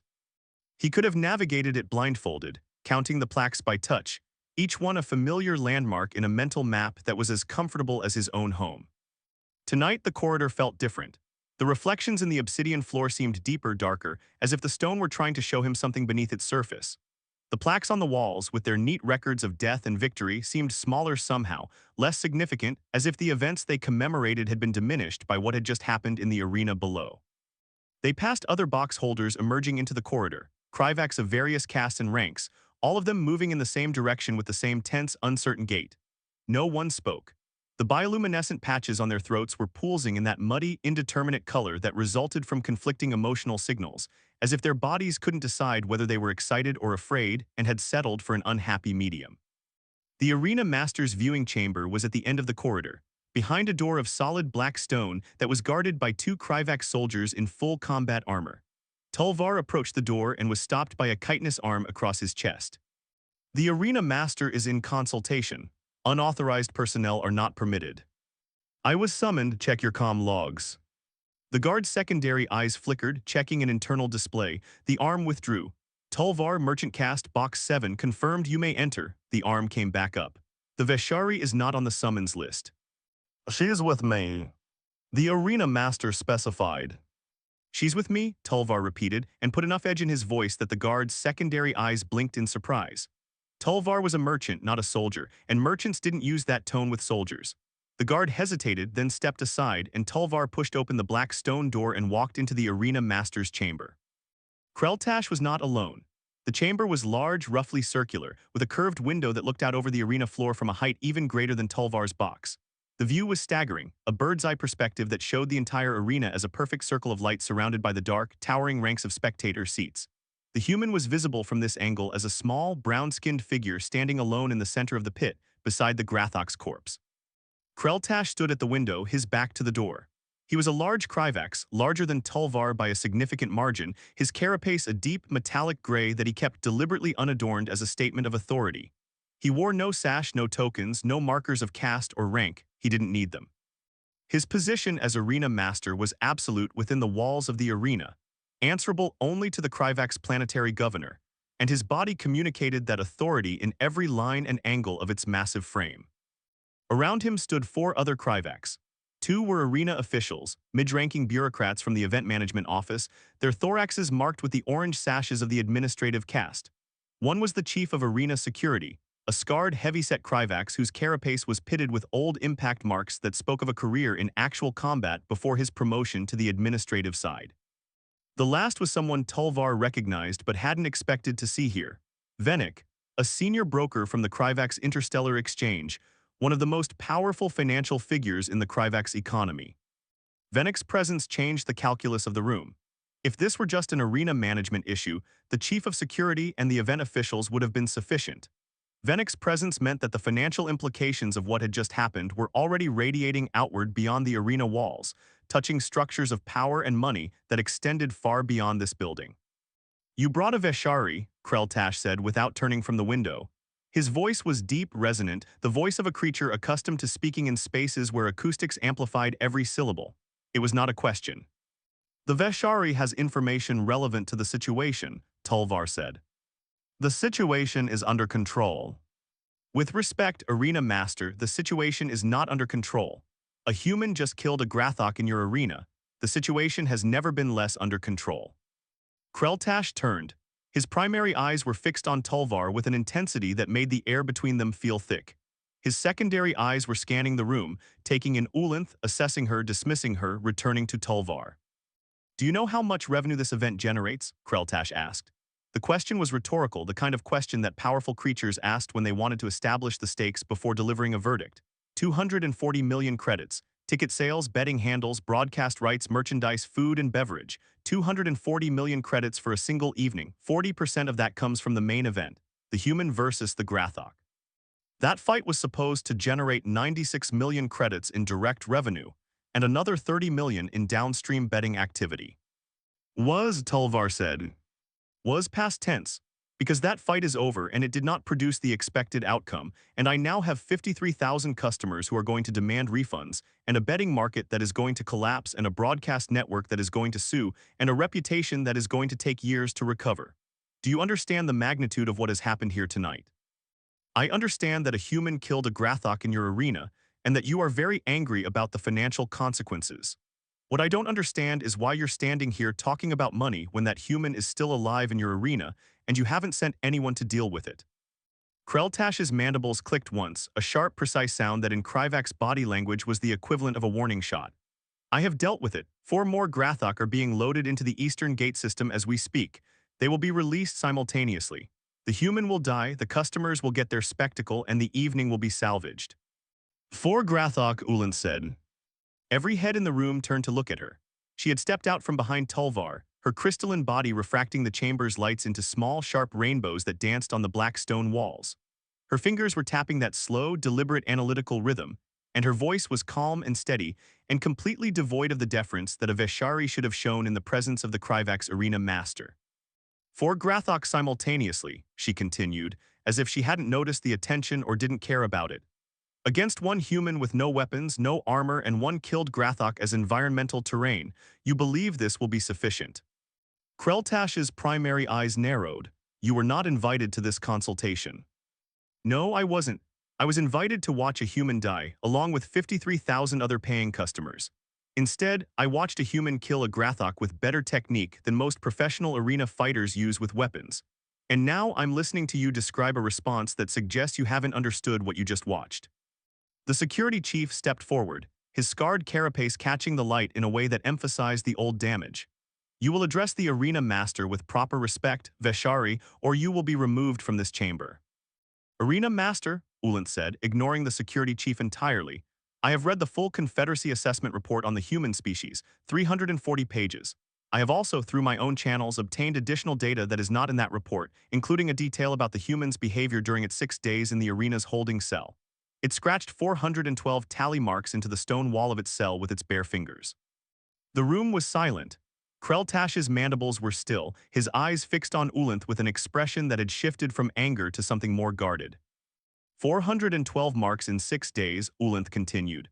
That's approximately 68 to 70 marks per day every waking hour for 6 consecutive days. The marks were grouped in clusters of 10. This is a pattern consistent with structured repetition, what the Confederacy report describes as training. The human was not marking time, it was practicing something. Over and over 412 times, in a cell with nothing but stone walls and the knowledge of what was coming. What was it practicing? Kreltash asked. The question was quieter than his previous statements, and the quietness was more ominous than the volume had been. I believe it was practicing killing Grathok, Ulanth said. I believe that when you acquired this human and placed it in a cell, you gave it exactly what it needed: time, isolation, and a clear objective. You told it, implicitly or explicitly, that it was going to face a Grathok in the arena, and it used the 6 days you gave it to prepare for that specific encounter with a specificity and intensity that is, frankly, alarming. That's speculation, the security chief said. It's inference based on available evidence.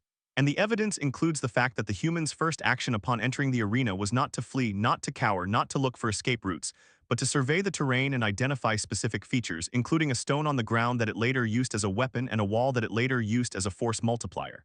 It knew what it was going to do before the Grathok was released. It had a plan. It had practiced the components of that plan 412 times in a stone cell, and it executed that plan in under a minute. Kreltash turned back to the window. Through the curved glass, the human was visible below, still standing in the center of the arena, still calm, still patient. The Grathok's corpse lay beside it like a monument. Release the 4, Kreltash said. His voice was flat, devoid of the theatrical authority he had used earlier. It was the voice of a creature who had made a decision and was committing to it regardless of input. Arena Master, Tulvar began. The 4 Grathok will be released simultaneously. This is not a discussion, this is an order. Kreltash turned to face the room, and his eyes moved across each face in turn, settling finally on Tulvar. You may return to your box, merchant, watch the rest of the event, place your bets, enjoy the show. Tulvar held Kreltash's gaze for a moment that lasted longer than social protocol allowed, a moment that was itself a small act of defiance, a tiny assertion of autonomy in a room where autonomy was not supposed to exist. Then he turned and walked out, Ulanth beside him, and the black stone door closed behind them with a sound like a tomb ceiling. In the corridor, they walked in silence for 12 steps before Ulanth spoke. He's not going to open the spectator gates. No, he's going to keep sending things into the arena until the human dies, regardless of how many things die first. Oh yes. Because admitting that the human can't be killed in the arena would be admitting that the arena is not what he sells it as. It would be admitting that control is an illusion. It would be destroying 240 million credits worth of brand equity in a single evening. Oh yes. So he'll keep sending Grathok, and if 4 aren't enough, he'll send 8. And if 8 aren't enough, he'll send something bigger. And if nothing in his inventory works, he'll call in favors from the military, and they'll send something with ranged weapons, and they'll kill the human from a distance. And he'll call it a victory and write it up in the event report and pretend that everything went according to plan. Tulvar stopped walking. The corridor was empty now, the other box holders having reached their own destinations or retreated to observation points overlooking the arena floor. The obsidian floor reflected his image back at him, distorted and dark. Ulanth, he said slowly, what are you suggesting? I'm not suggesting anything. I'm describing what's going to happen. The question is whether you're going to watch it from your comfortable box with a betting tablet in your claws, or whether you're going to do something else. Like what? Ulanth's crystalline form went fully transparent for a moment, a Veshari expression that Tulvar had learned to interpret as sincerity at its most raw and unguarded. I don't know, Tulvar. But I know that what I just saw in that arena was not entertainment, and I know that what's about to happen in that arena is not justice. And I know that the creature standing in that pit has more claim to my respect than any of the 53,000 creatures sitting in those seats. And I know that knowing those things and doing nothing is a kind of complicity that I'm not comfortable with. She turned and walked back toward the arena, not toward Tulvar's box, toward the main concourse where the public viewing screens were set up, where the crowds gathered between events, where the sheer volume of bodies and noise and chaos might provide cover for actions that wouldn't be possible in the ordered hierarchy of the private boxes. Tulvar watched her go. Then he looked down at his sash, at the 12 jeweled tokens that represented 12 successful wagers on 12 arena deaths. Each token was beautiful, meticulously crafted, worth a small fortune on the open market. They were his prizes, his trophies, his evidence of a lifetime of sophisticated, bloodless participation in the ancient ritual of watching things die. He unclipped them, all 12, set them on the obsidian floor of the corridor where they caught the overhead lights and scattered tiny points of color across the dark stone like fallen stars. Then he followed Ulanth's. The eastern gate's bolts retracted with a sound that reached even the main concourse. a deep, rolling thunder that vibrated through the floor and up through the legs of every creature standing in the crowded space. The crowd that had been milling between events, buying food and tokens and arguing about the undercard results, froze in place and turned toward the arena. The public viewing screens, massive suspended displays that showed live feeds from the arena cameras, all switched to the same angle. A wide shot of the arena floor, with the human standing in the center and the eastern gate beginning to swing open. The gate opened wider, wider, wider still. 4 Grathok emerged. The crowd on the concourse roared. It was a different roar than before, rower, hungrier, shot through with a desperate quality that Tulvar had never heard in an arena crowd. These weren't people enjoying a spectacle.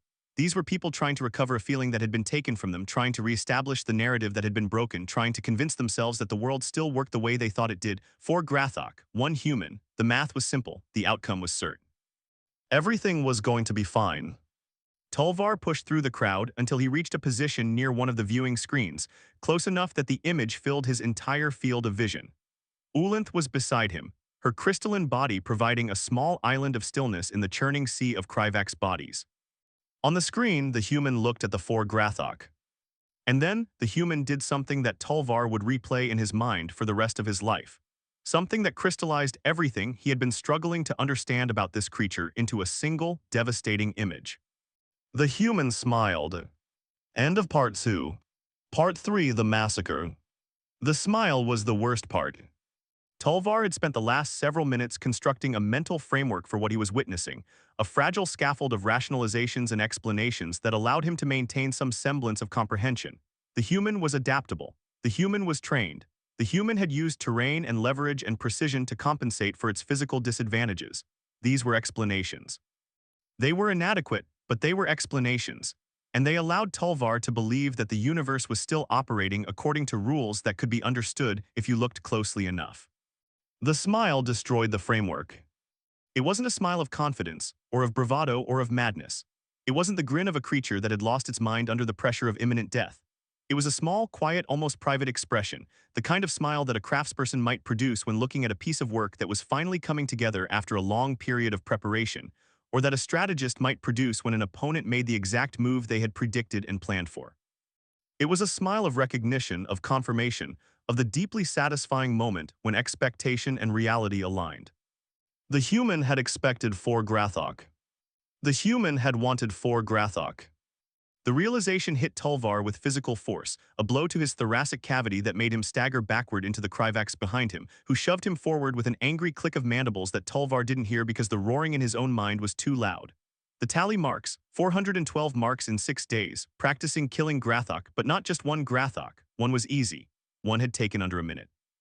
The 412 repetitions weren't practice for the first kill. They were practice for what came after. The human had known that Kreltash would send more, had predicted it, had accounted for it in his planning. The first kill hadn't been the plan. The first kill had been the opening move of the plan, a demonstration designed to provoke a specific response, and the specific response it had been designed to provoke was exactly the response it had provoked. Kreltash's pride and anger overwhelming his judgment, leading him to commit more resources to the arena, resources that the human was now going to destroy. The human had been planning for this from the moment it arrived. Ulinth Tulvar breast. I see it, she said. Her voice was barely audible above the crowd noise, a thin, crystalline whisper that seemed to come from very far away. He wanted this. He wanted them to send more. This is what the 412 marks were for, not the first one, the rest. On the screen, the human moved. He moved toward the carcass of the first Grathok. Not running, not walking with urgency, just moving with that same steady, unhurried pace that he had shown since the moment he entered the arena. He crouched beside the dead beast and went to work with his hands, prying at the chitinous plates around the neck, finding the gaps, applying pressure in directions that exploited the structural weaknesses of the armor system. His fingers, those soft, flexible, clawless digits that the Confederacy report had dismissed as inadequate for any combat purpose, worked the chitin with a delicacy and precision that were almost artistic, separating plate from plate, exposing the underlying tissue and bone. He extracted a piece of chitin, a curved, blade-shaped fragment from the neck region, roughly the size of a large knife, held it up, turned it in his hand, tested its weight and balance with a few practiced rotations of his wrist, exactly the way a chef might test a newly sharpened blade before beginning to cut.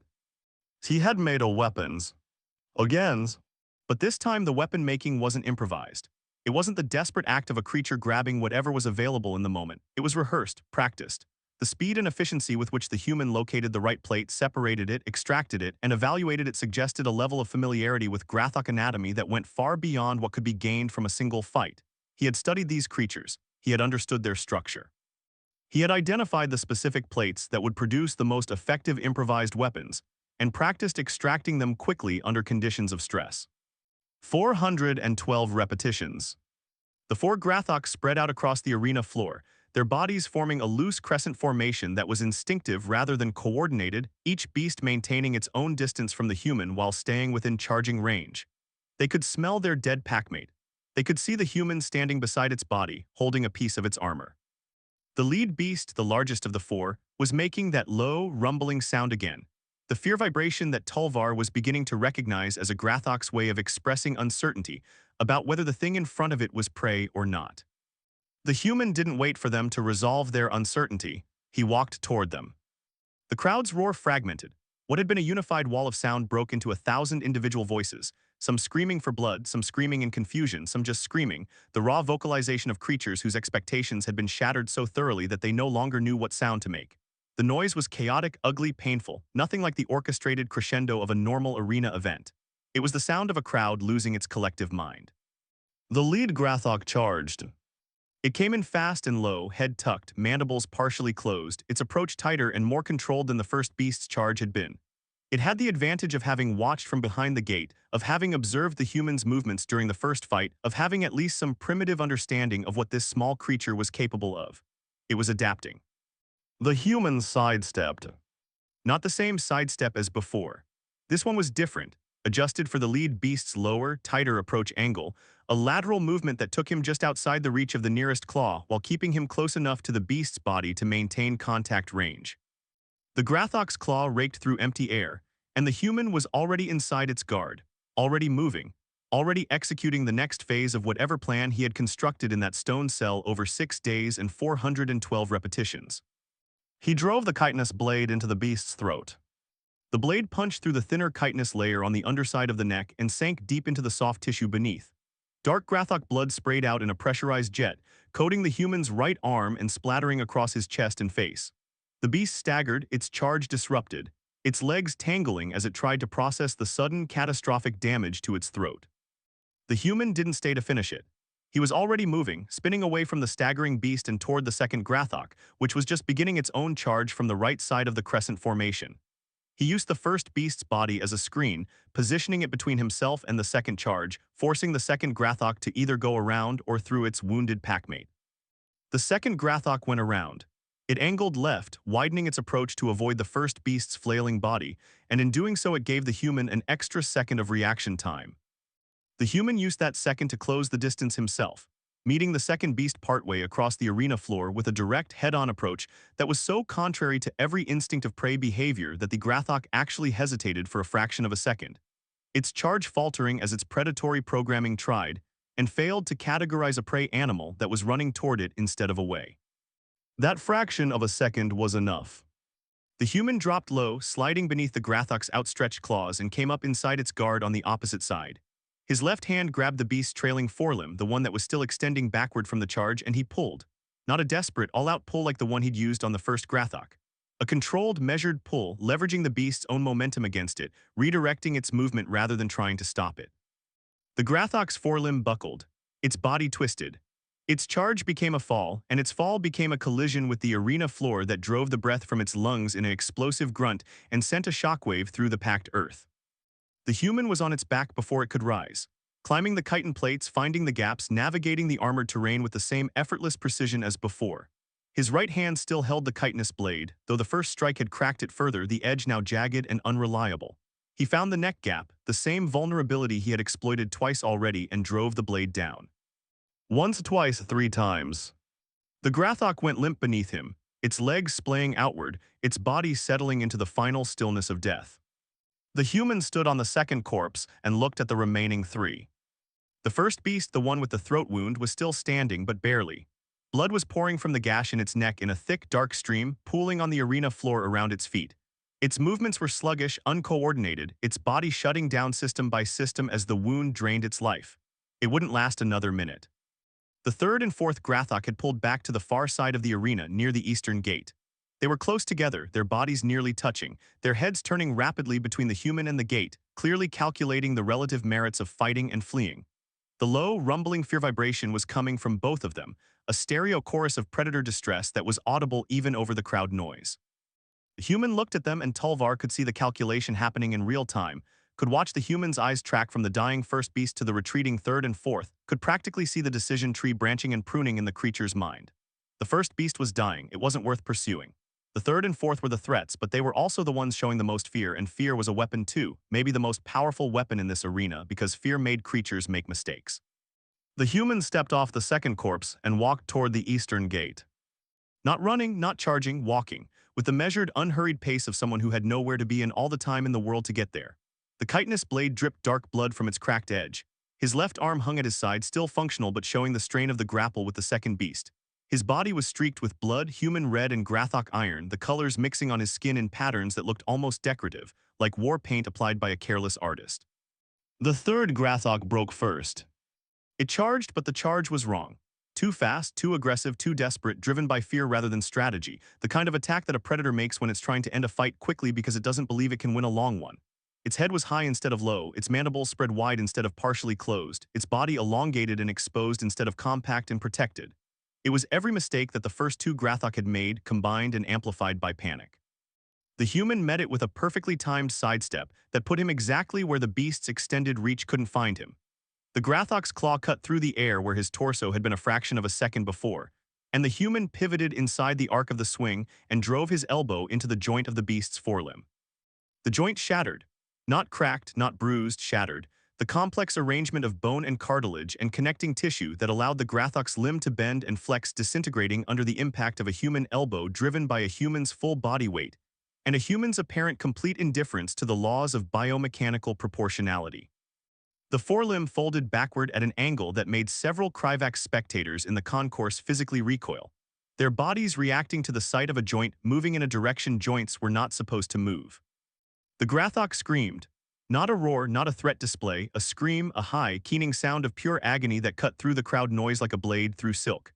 It stumbled sideways, its destroyed forelimb dragging uselessly, its body tilting at an angle that its remaining 5 limbs couldn't fully compensate for. The human grabbed the ruined forelimb and pulled. The Grathok went down, not a controlled takedown this time, not the precise leverage technique he had used on the first beast. This was raw, brutal, opportunistic, using the beast's own compromised balance against it with a savagery that was almost casual, as if the human were saying with his body rather than his voice, "You're broken. Stay down." The Grathok hit the ground hard. The human dropped on top of it, one knee on its neck, his right hand driving the cracked chitinous blade into the gap behind its skull with a single savage strike that severed the spinal cord and ended the beast's life with the mechanical efficiency of a switch being thrown. 3 Grathok dead, the first beast bleeding out in the center of the arena, 1 remaining. The fourth Grathok had stopped retreating. It was standing near the eastern gate, its body rigid, every limb planted, its head low and its mandibles clicking in a rapid staccato pattern that Tulvar had come to understand was the Grathok equivalent of hyperventilation. The beast's 6 lens eyes were fixed on the human with an intensity that was beyond predatory focus, beyond territorial aggression, beyond anything that Tulvar had ever seen in a Grathok's gaze. It was looking at the human the way a creature looks at a natural disaster, not as an opponent, as a force of nature, something that couldn't be fought, couldn't be outrun, couldn't be survived, something that simply was and that you were going to have to deal with whether you wanted to or not. The human stood up from the third beast's corpse and turned to face the fourth. His body was a ruin. The left shoulder was mangled from a Grathok bite that Tulvar hadn't even seen land, the flesh torn and crushed, the bone visible beneath the ragged tissue, blood pumping from the wound with each heartbeat in a rhythm that was visibly slowing. His right hand was swollen and deformed, the knuckles split, the fingers barely able to maintain their grip on the cracked chitinous blade. His gray garment was gone, torn away during the second fight, leaving his torso bare and mapped with wounds, cuts, bruises, and the dark stains of Grathok blood.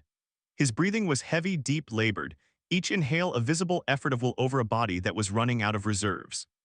He was still standing. The fourth Grathok made a sound that Tulvar had never heard any creature make in the arena before. It was a low, wavering moan, a sound that contained no aggression, no threat, no predatory intent. It was the sound of a creature that had looked into the abyss and found the abyss looking back, and had decided that it didn't want to do this anymore. It turned and ran for the gates. The human reached down. His right hand, the shattered, swollen, barely functional hand, closed around the largest fragment of the broken chitinous blade. The base piece thick and heavy with a jagged edge where it had separated from the rest. His fingers could barely close around it, the swelling in his hand making every grip an exercise in pain management, but he closed them anyway, and he raised his arm and he threw. The throw was ugly. No technique, no spin, no grace. Just a raw, desperate heave powered by muscles that were screaming with exhaustion and a body that was running on fumes. The chitinous fragment tumbled through the air in a high, looping arc end over end, its trajectory looking so errant that it seemed destined to miss by meters. It didn't miss. It struck the fleeing Grathok in the rear flank, hitting the gap between two armor plates with an accuracy that defied every law of probability and physics that Tulvar could name. The fragment punched through the gap and buried itself in the beast's hindquarters, severing something vital, and the Grathok's left hind leg folded instantly, and the beast crashed to the arena floor in a sprawling, tumbling heap that slid across the packed earth, and came to rest against the base of the eastern gate. It twitched once, twice, then it was still. 4 Grathok dead, all 4, in the space of perhaps 3 minutes. The arena was silent, not the confused silence of after the first kill, not the shocked silence of a crowd processing unexpected information. This silence was absolute, total. The silence of 53,000 creatures who had just watched something that rewrote their understanding of what was possible, and who were now sitting in the dark of their own ignorance, waiting for someone to tell them what to feel. Tulvar's comm unit buzzed. He looked at the display. A message from Arena Security flagged as priority critical. He opened it. Biometric update, human heart rate 112 BPM recovery in progress. Stress index, moderate. Note, heart rate did not exceed 131 BPM during entire 4 Grathok engagement. Recommend immediate threat assessment review. The human stood in the center of the arena, surrounded by 4 dead Grathok, and his heart rate hadn't exceeded 131 beats per minute. Tulvar thought about that number. He thought about what it meant. He thought about the Kryvax soldiers he had seen in training exercises, professional fighters who peaked at 200 beats per minute when facing opponents that were evenly matched. He thought about the fact that this human's body had registered the experience of fighting and killing 4 apex predators simultaneously as less stressful than a moderate workout. And then a new thought entered his mind, a thought that came from somewhere deeper than rational analysis, somewhere in the ancient, instinctive part of his brain that had evolved to keep him alive in a universe that was full of things that wanted to eat him. If fighting 4 Grathok was only moderately stressful for this creature, what would it consider actually stressful? What had this creature been through that made a Grathok feel like a training exercise? The human looked up. Not at the crowd, not at the sky. At Tulvar's former box, the private viewing position high in the arena's upper ring, at the exact spot where Tulvar had been sitting when the first Grathok was released. The human couldn't possibly know that Tulvar had been there, couldn't possibly know that Tulvar was now standing in the concourse below. But his gaze found that spot anyway, or seemed to, with a precision that felt less like coincidence and more like targeting. Then the human raised his right hand and pointed. Not at the beast gate, not at the prey gate. At the spectator gate, the gate through which 53,000 Kryvax had entered the arena to watch him die. The message was so simple, so direct, so universally comprehensible that it transcended every barrier of language and culture and biology that existed between the human species and every other species in the galaxy. I can reach you. The arena erupted. Not with the structured roar of bloodlust or the confused murmur of uncertainty. With panic. Raw, unfiltered, species-level panic, the kind of panic that a prey animal feels when it realizes that the thing it thought was safe is not safe, that the barrier between it and the predator is thinner than it believed, that the rules it has relied on for its entire existence are no longer in effect. Kryvax surged toward the exits, not all of them, not at first, but enough. A wave of bodies moving toward the concourse tunnels, shoving, trampling the bioluminescent patches on their throats blazing with the bright monochrome red of pure terror. The wave pushed through the concourse where Tulvar was standing, and he was carried with it for several meters before he managed to brace himself against a structural pillar, his 4 legs splayed, his claws gouging the stone floor for purchase. Ulinth was pressed against the same pillar, her crystalline body providing a smooth, ungraspable surface that the crowd flowed around rather than through. Her fingers were still tapping that slow, analytical rhythm, incongruously calm in the chaos. It's not attacking them, she said, her voice barely audible over the screaming. It's just pointing, it's not trying to get to the spectator gate, it's not trying to escape, it's just standing there pointing. It doesn't need to attack them, Tulvar said, and the words came out raw and rough, stripped of every layer of sophistication and social polish that he usually wrapped his thoughts in. It just needs them to know that it could, that the barrier between them and it is a choice, not a law of nature, that everything they believe about their safety in this arena is a permission that it gave them and can take away. The panic was spreading. The exits were bottlenecked, Kryvax bodies jamming into the narrow tunnels, the crush of panicked bodies producing injuries that were adding their own screams to the general cacophony. Arena security was trying to restore order, their amplified voices cutting through the noise with commands to remain calm, to move in an orderly fashion, to follow the evacuation procedures that existed for exactly this kind of emergency. But there were no procedures for this kind of emergency. There were procedures for structural failures, for animal escapes, for fire and medical emergencies and crowd control situations. There were no procedures for the eventuality that the thing in the pit might be more dangerous than the things you put in the pit to kill it. Tulvar's comm unit was going insane. Messages, alerts, notifications, a flood of data that he couldn't process and didn't try to. But one message broke through the noise, flagged with a priority level he had never seen before, a level that was reserved for situations of existential threat to Kryvax planetary security. It was from Confederacy Command. He opened it with a claw that was trembling, a tremor so fine and so pervasive that he could feel it in every joint of his body, in every plate of his carapace, in the roots of his dorsal ridge hairs. Confederacy Command, Priority 1, Immediate Distribution. RE Sol 3 Species Threat Assessment. Upon review of full archival data, including historical records, biological analysis, and behavioral PATTRNS, Confederacy Analysis Bureau has revised species classification for Sol 3 humans from low threat pre-SPACFLIGHT to maximum threat quarantine recommended. Key findings. One human species has engaged in continuous organized violence for approximately 10,000 plus standard years.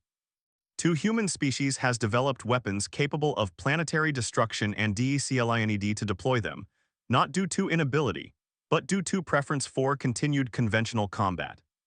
Three human species voluntarily subjects itself to extreme physical stress, referred to in their records as training, for DURATONS and ATINTNSITIS that exceed any known species standard PRACTICS.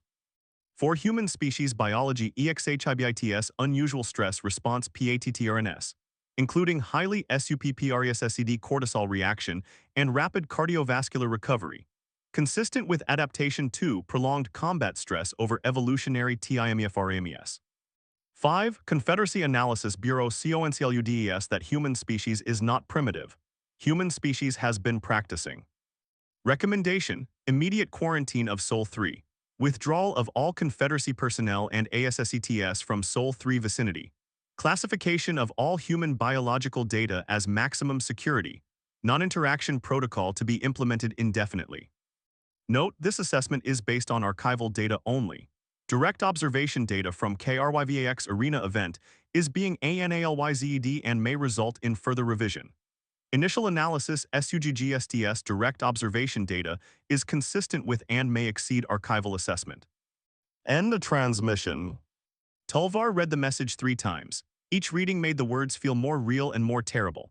The Confederacy, the galactic government that had cataloged millions of species and classified them along a spectrum from harmless to extremely dangerous, had just looked at the full weight of human history and biology and said, in the careful, clinical language of bureaucratic terror, we were wrong. They are not what we thought they were. They are something else entirely, and we need to stay very far away from them. They have been practicing. 5 words that rewrote 1,100 years of Kryvax arena history, that rendered every fight, every death, every spectacle that had ever taken place in this building trivial and meaningless by comparison. Because every creature that had ever fought and died in the Kryvax arena had been a member of a species that fought for specific reasons, for territory, for mates, for survival, for the limited span of its natural life. Humans fought for none of those things and all of those things, and for reasons that the Confederacy report couldn't even articulate because the humans themselves couldn't articulate them.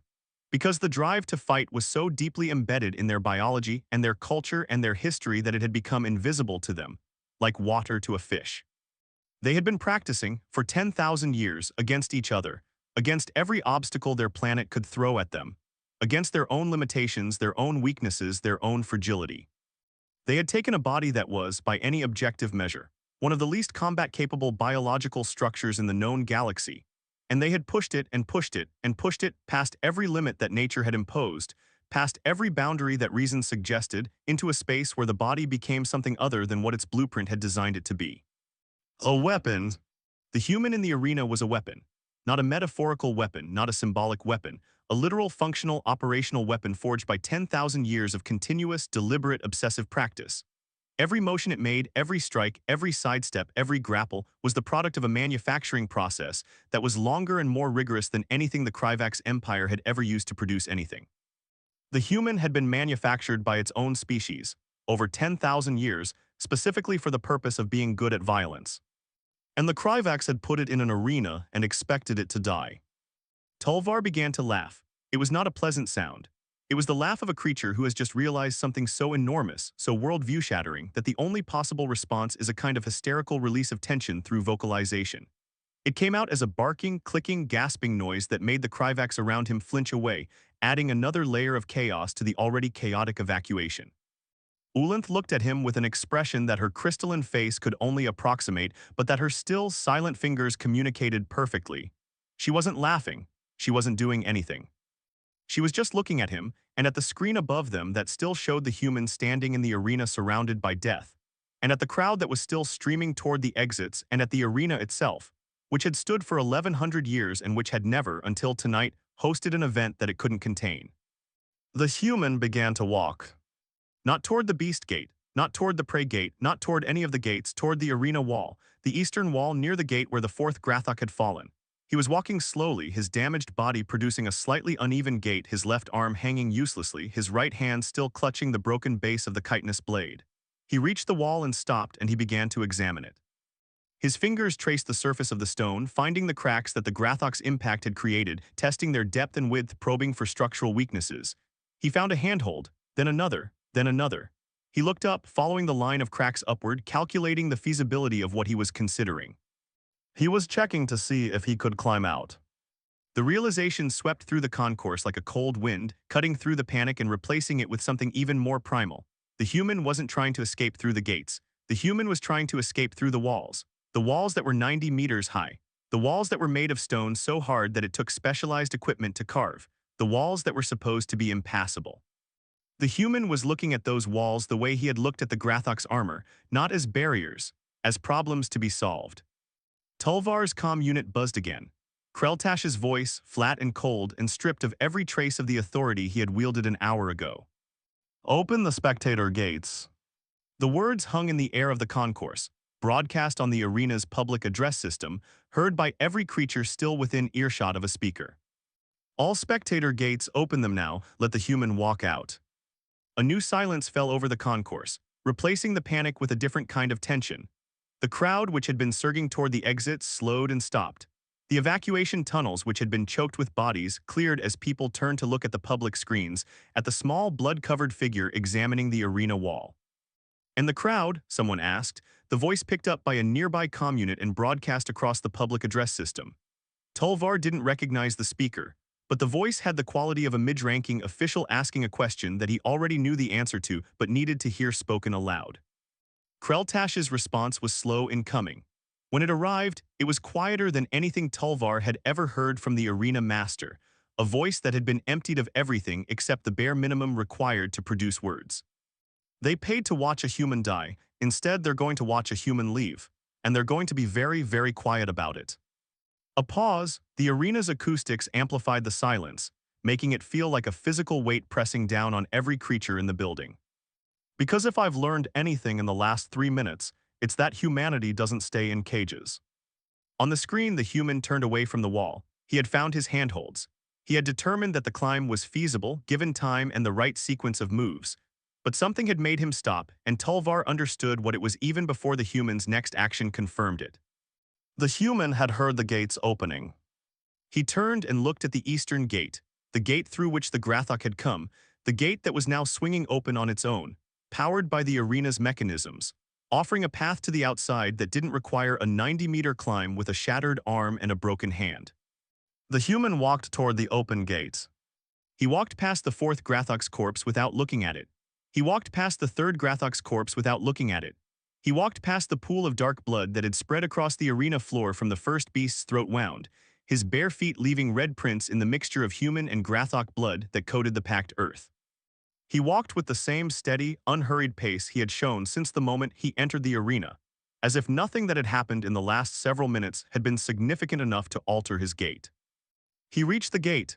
He stopped at the threshold, 1 foot inside the arena and 1 foot outside, and he turned.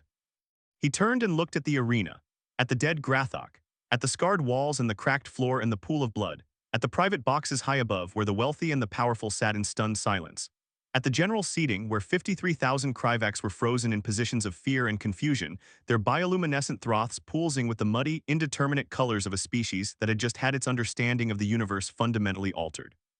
The human's face was unreadable.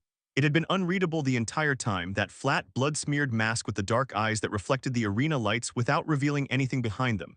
But in this final moment, as he stood in the gateway between the arena and the outside world, something shifted.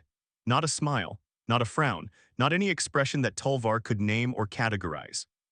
Just a subtle change in the quality of the stillness, a deepening of the calm, a settling of something that had been in motion for the entire fight and was now coming to rest. It was the expression of a creature that had done what it came to do and was now finished. The human turned back to the gate and walked out of the arena. He didn't run, he didn't look back. His bare feet left bloody prints on the stone floor of the exit corridor, a trail of red that marked his path from the arena to the outside world. The corridor was empty. The guards who should have been stationed there were gone, fled with the crowd, or dismissed by Kreltash's orders, leaving nothing between the human and the exterior doors but 60 meters of polished obsidian floor.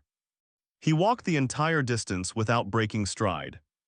The exterior doors opened onto the volcanic plain that surrounded the arena, a vast, dark landscape of cooled lava flows and sulfur vents that stretched to the horizon under a sky full of unfamiliar stars. The night air was cool and thin, carrying the mineral scent of volcanic rock and the distant, ever-present smell of the sulfur springs. The human stepped out onto the plain and the doors closed behind him, sealing the arena from the outside world with a deep, resonant boom that echoed across the landscape like a funeral bell. The crowd didn't move. 53,000 Kryvax sat in the arena that had stood for 1,100 years, and they didn't move and they didn't speak and they didn't breathe, because there was nothing to say and nothing to do and nothing that any of them could offer to the moment that would make it make sense. They had come to watch a human die. Instead, they had watched a human kill, and then they had watched a human leave. And in the space between those two events, something had happened to them that none of them would ever be able to fully articulate, but that all of them would carry for the rest of their lives. A small, cold kernel of understanding lodged somewhere deep in their minds that would whisper to them in quiet moments for years to come. You are not the apex. You were never the apex. There is something above you, and it is soft, and it is small, and it is bare-handed, and it walked out of your most powerful cage as if the cage were a room it had chosen to enter and had now chosen to leave. Tulvar stood in the concourse pressed against the pillar, Ulanth beside him, and he watched the public screen as the camera followed the human's progress across the volcanic plain. The figure grew smaller with each step, diminishing against the vast, dark landscape, the bloody footprints fading as the blood dried and the distance increased, until eventually the human was just a speck of movement against the ancient stone, and then the speck was gone, absorbed into the darkness between the stars. Tulvar looked at the arena, at the walls that the human had considered climbing, at the gates that had been opened not as a gift but as a concession, at the seats that were emptying now slowly, silently, the crowd filing out with the dazed, shuffling gait of a group that had collectively experienced something traumatic and hadn't yet found the words for it. No one tried to stop him, Ulanth said. Her voice was barely a whisper, barely a sound at all, more like a thought that had accidentally become audible. No, Tulvar agreed. No one ever will again. It wasn't a question. It was a statement of fact, delivered with the quiet certainty of someone who had just witnessed a permanent change in the architecture of reality and understood that the change was irreversible. The human had walked into the arena as a curiosity and walked out as a legend, and the legend would grow and spread and mutate as it traveled through the networks of communication that connected every species in the galaxy.